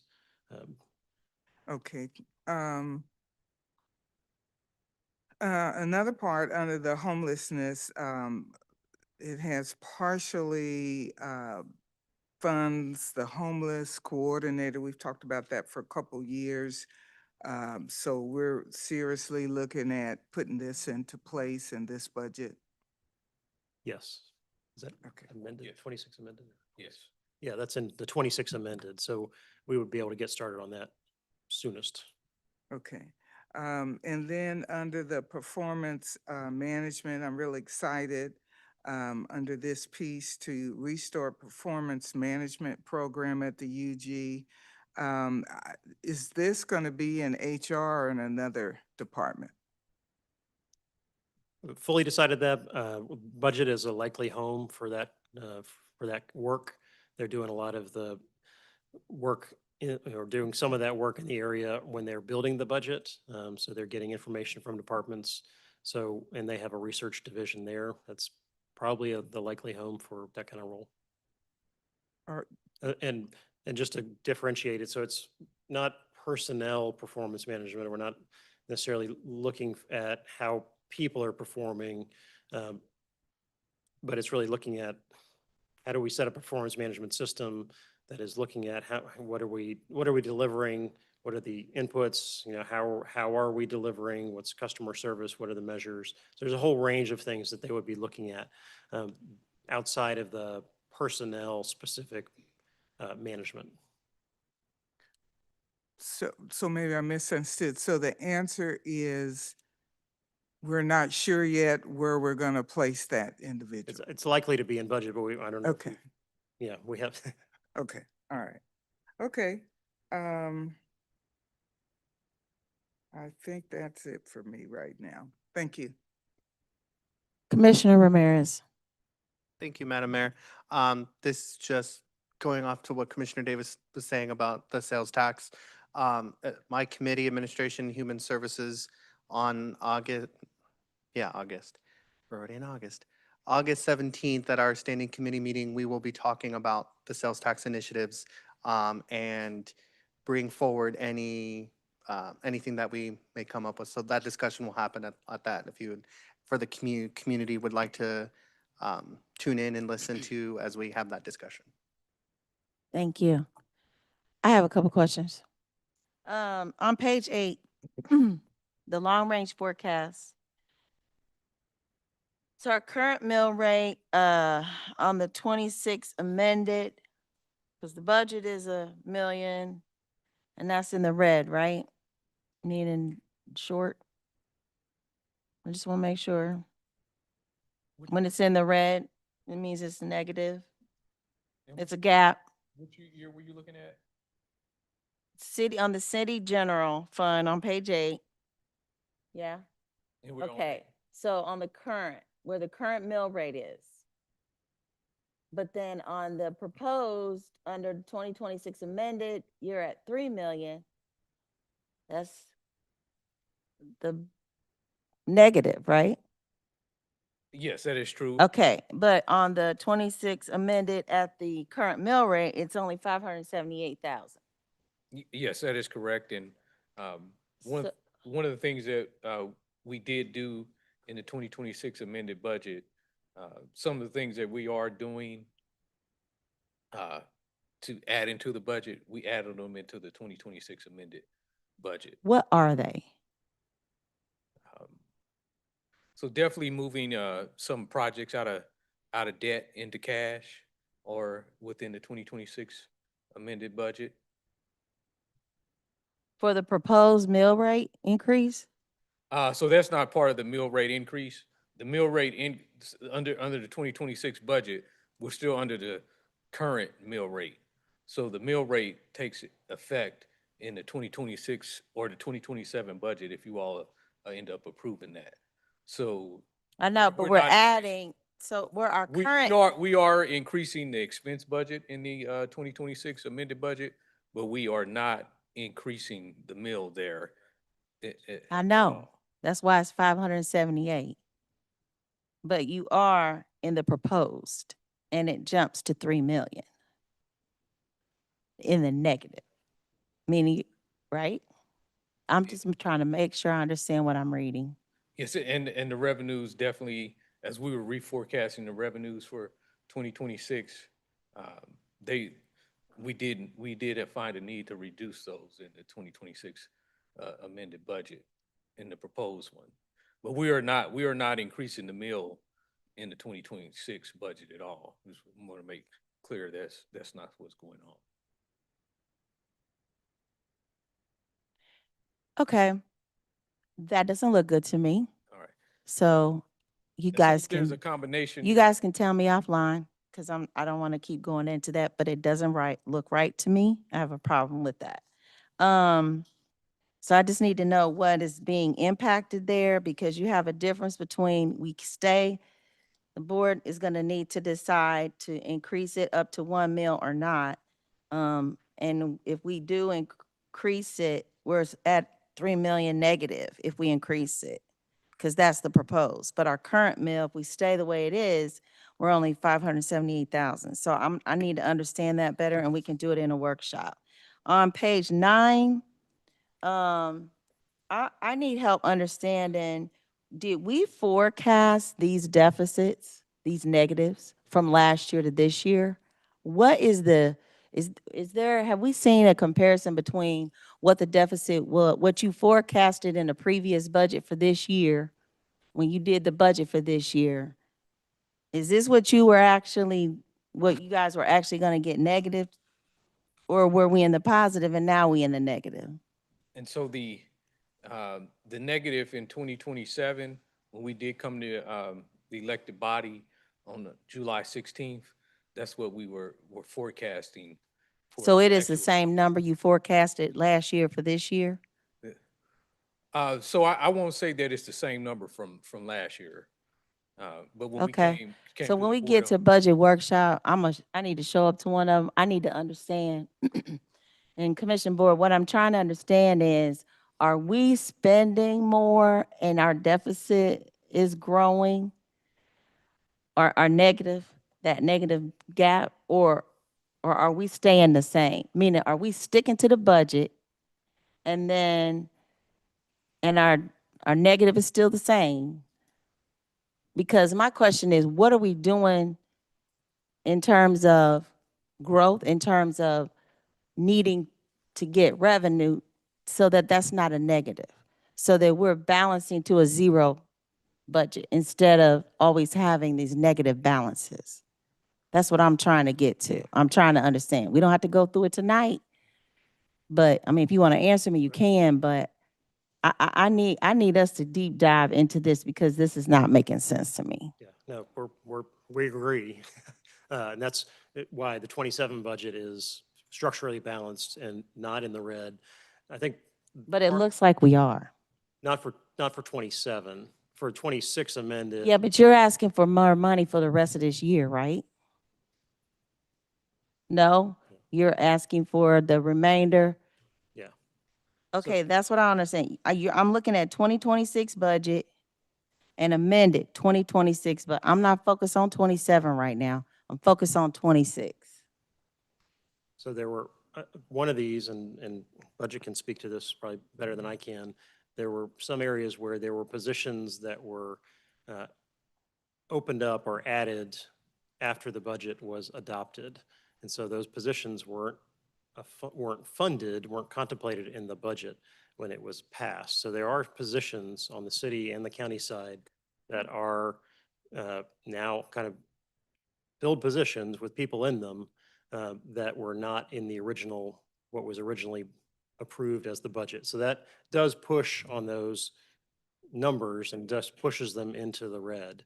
And that is one of the things that we're, shifting and talking about bending is make sure that we're structurally balanced and making sure that departments are working against a target. And this is what you have to work with.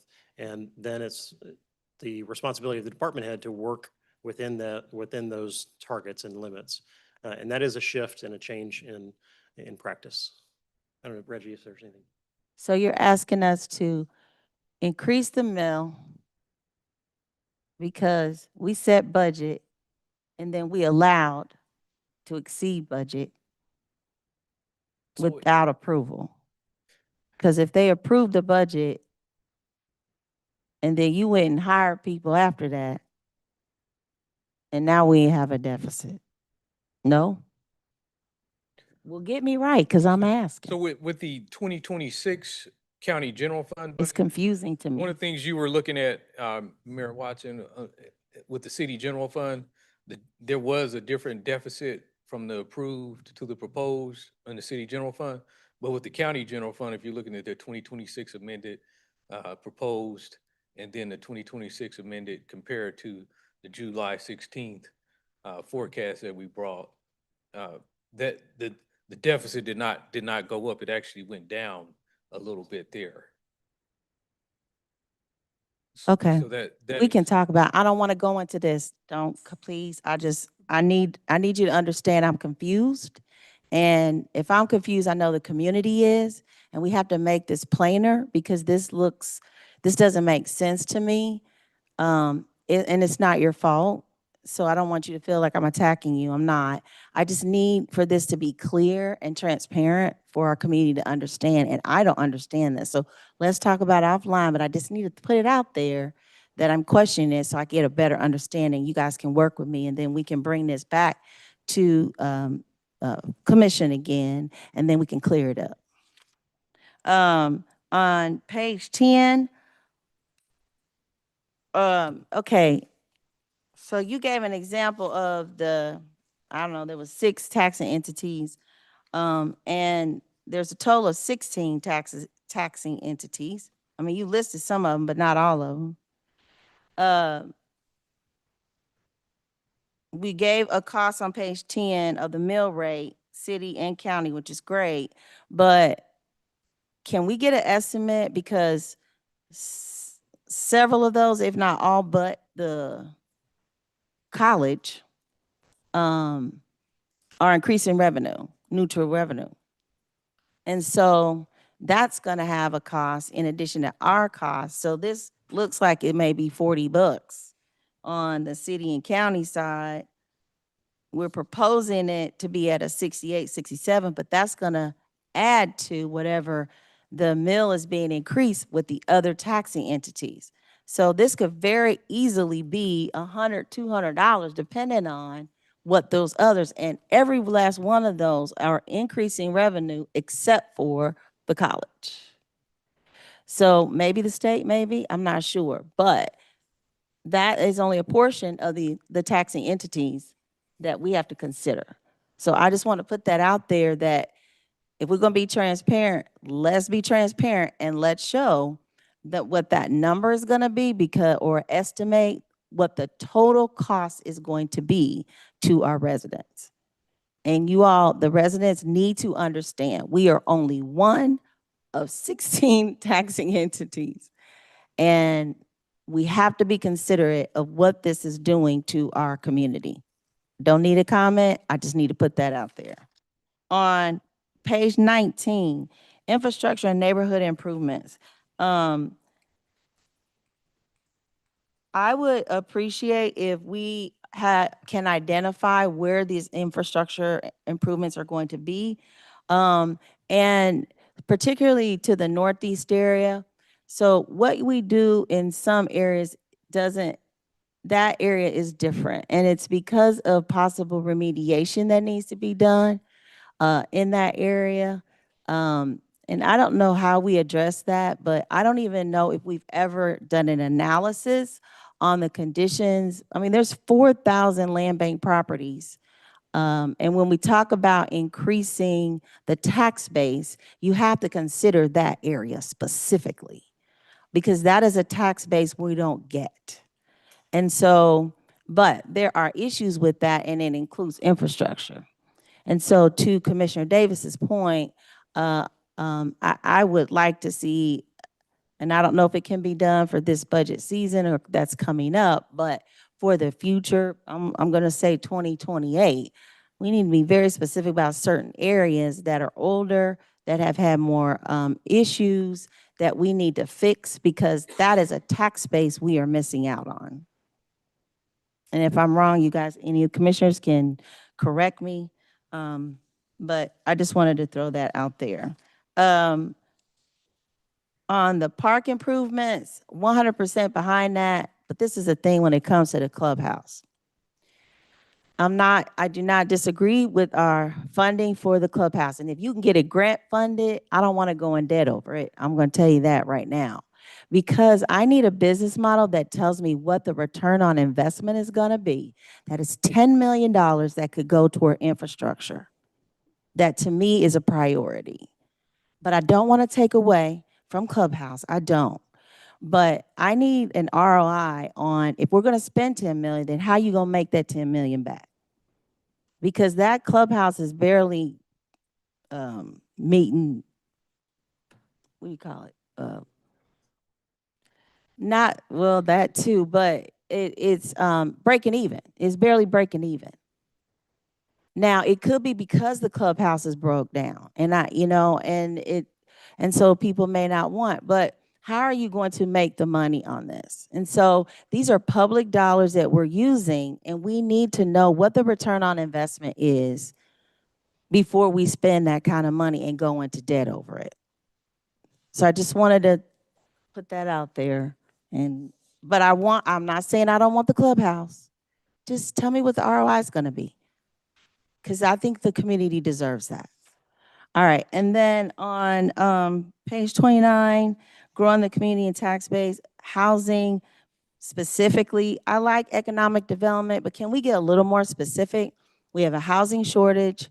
What's the plan for housing specifically when we talk about growing the tax base? And there are specific areas, there are corridors that we could focus on.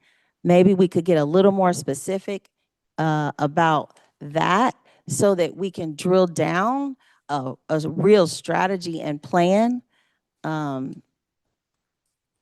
that's a little more detailed. And I would like to know at what percent and what would be the estimated dollar of growth. So I think it's great for us to drill down, okay, and say that we want to grow this, but at what percent? What's the goal? This is phenomenal that we're doing this, but let's just be a little more granular in how we're going to get there and at what percent and what dollar are we trying to achieve. Because we have, I mean, when I look at that other page, when I look at it, it's just negative across the board. We can't continue to function like that and be okay with a negative. I want to see zero where we're balancing it. So with this, we got to have a specific plan and be a little more granular. And then on future potential revenue streams, is there a plan to establish goals with any of this? And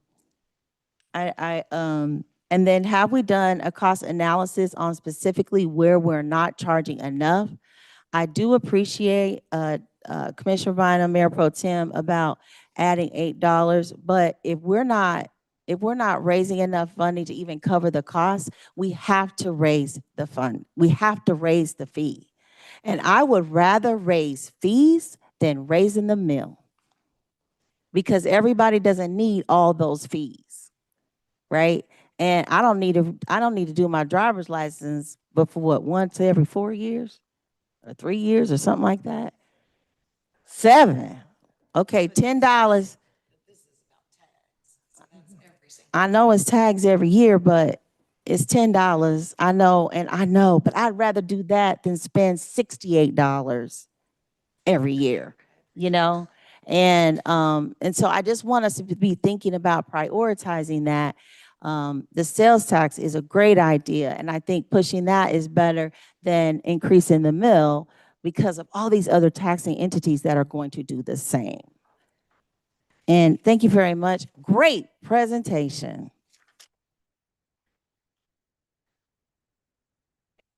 Do we have any other comments? All right, that was information only. Job well done, gentlemen. Job well done. All right. If there are no other questions, we don't have any other business, everybody. Move to So with no further business to come before the governing body, I'll entertain a motion to adjourn. Our second. Who motion?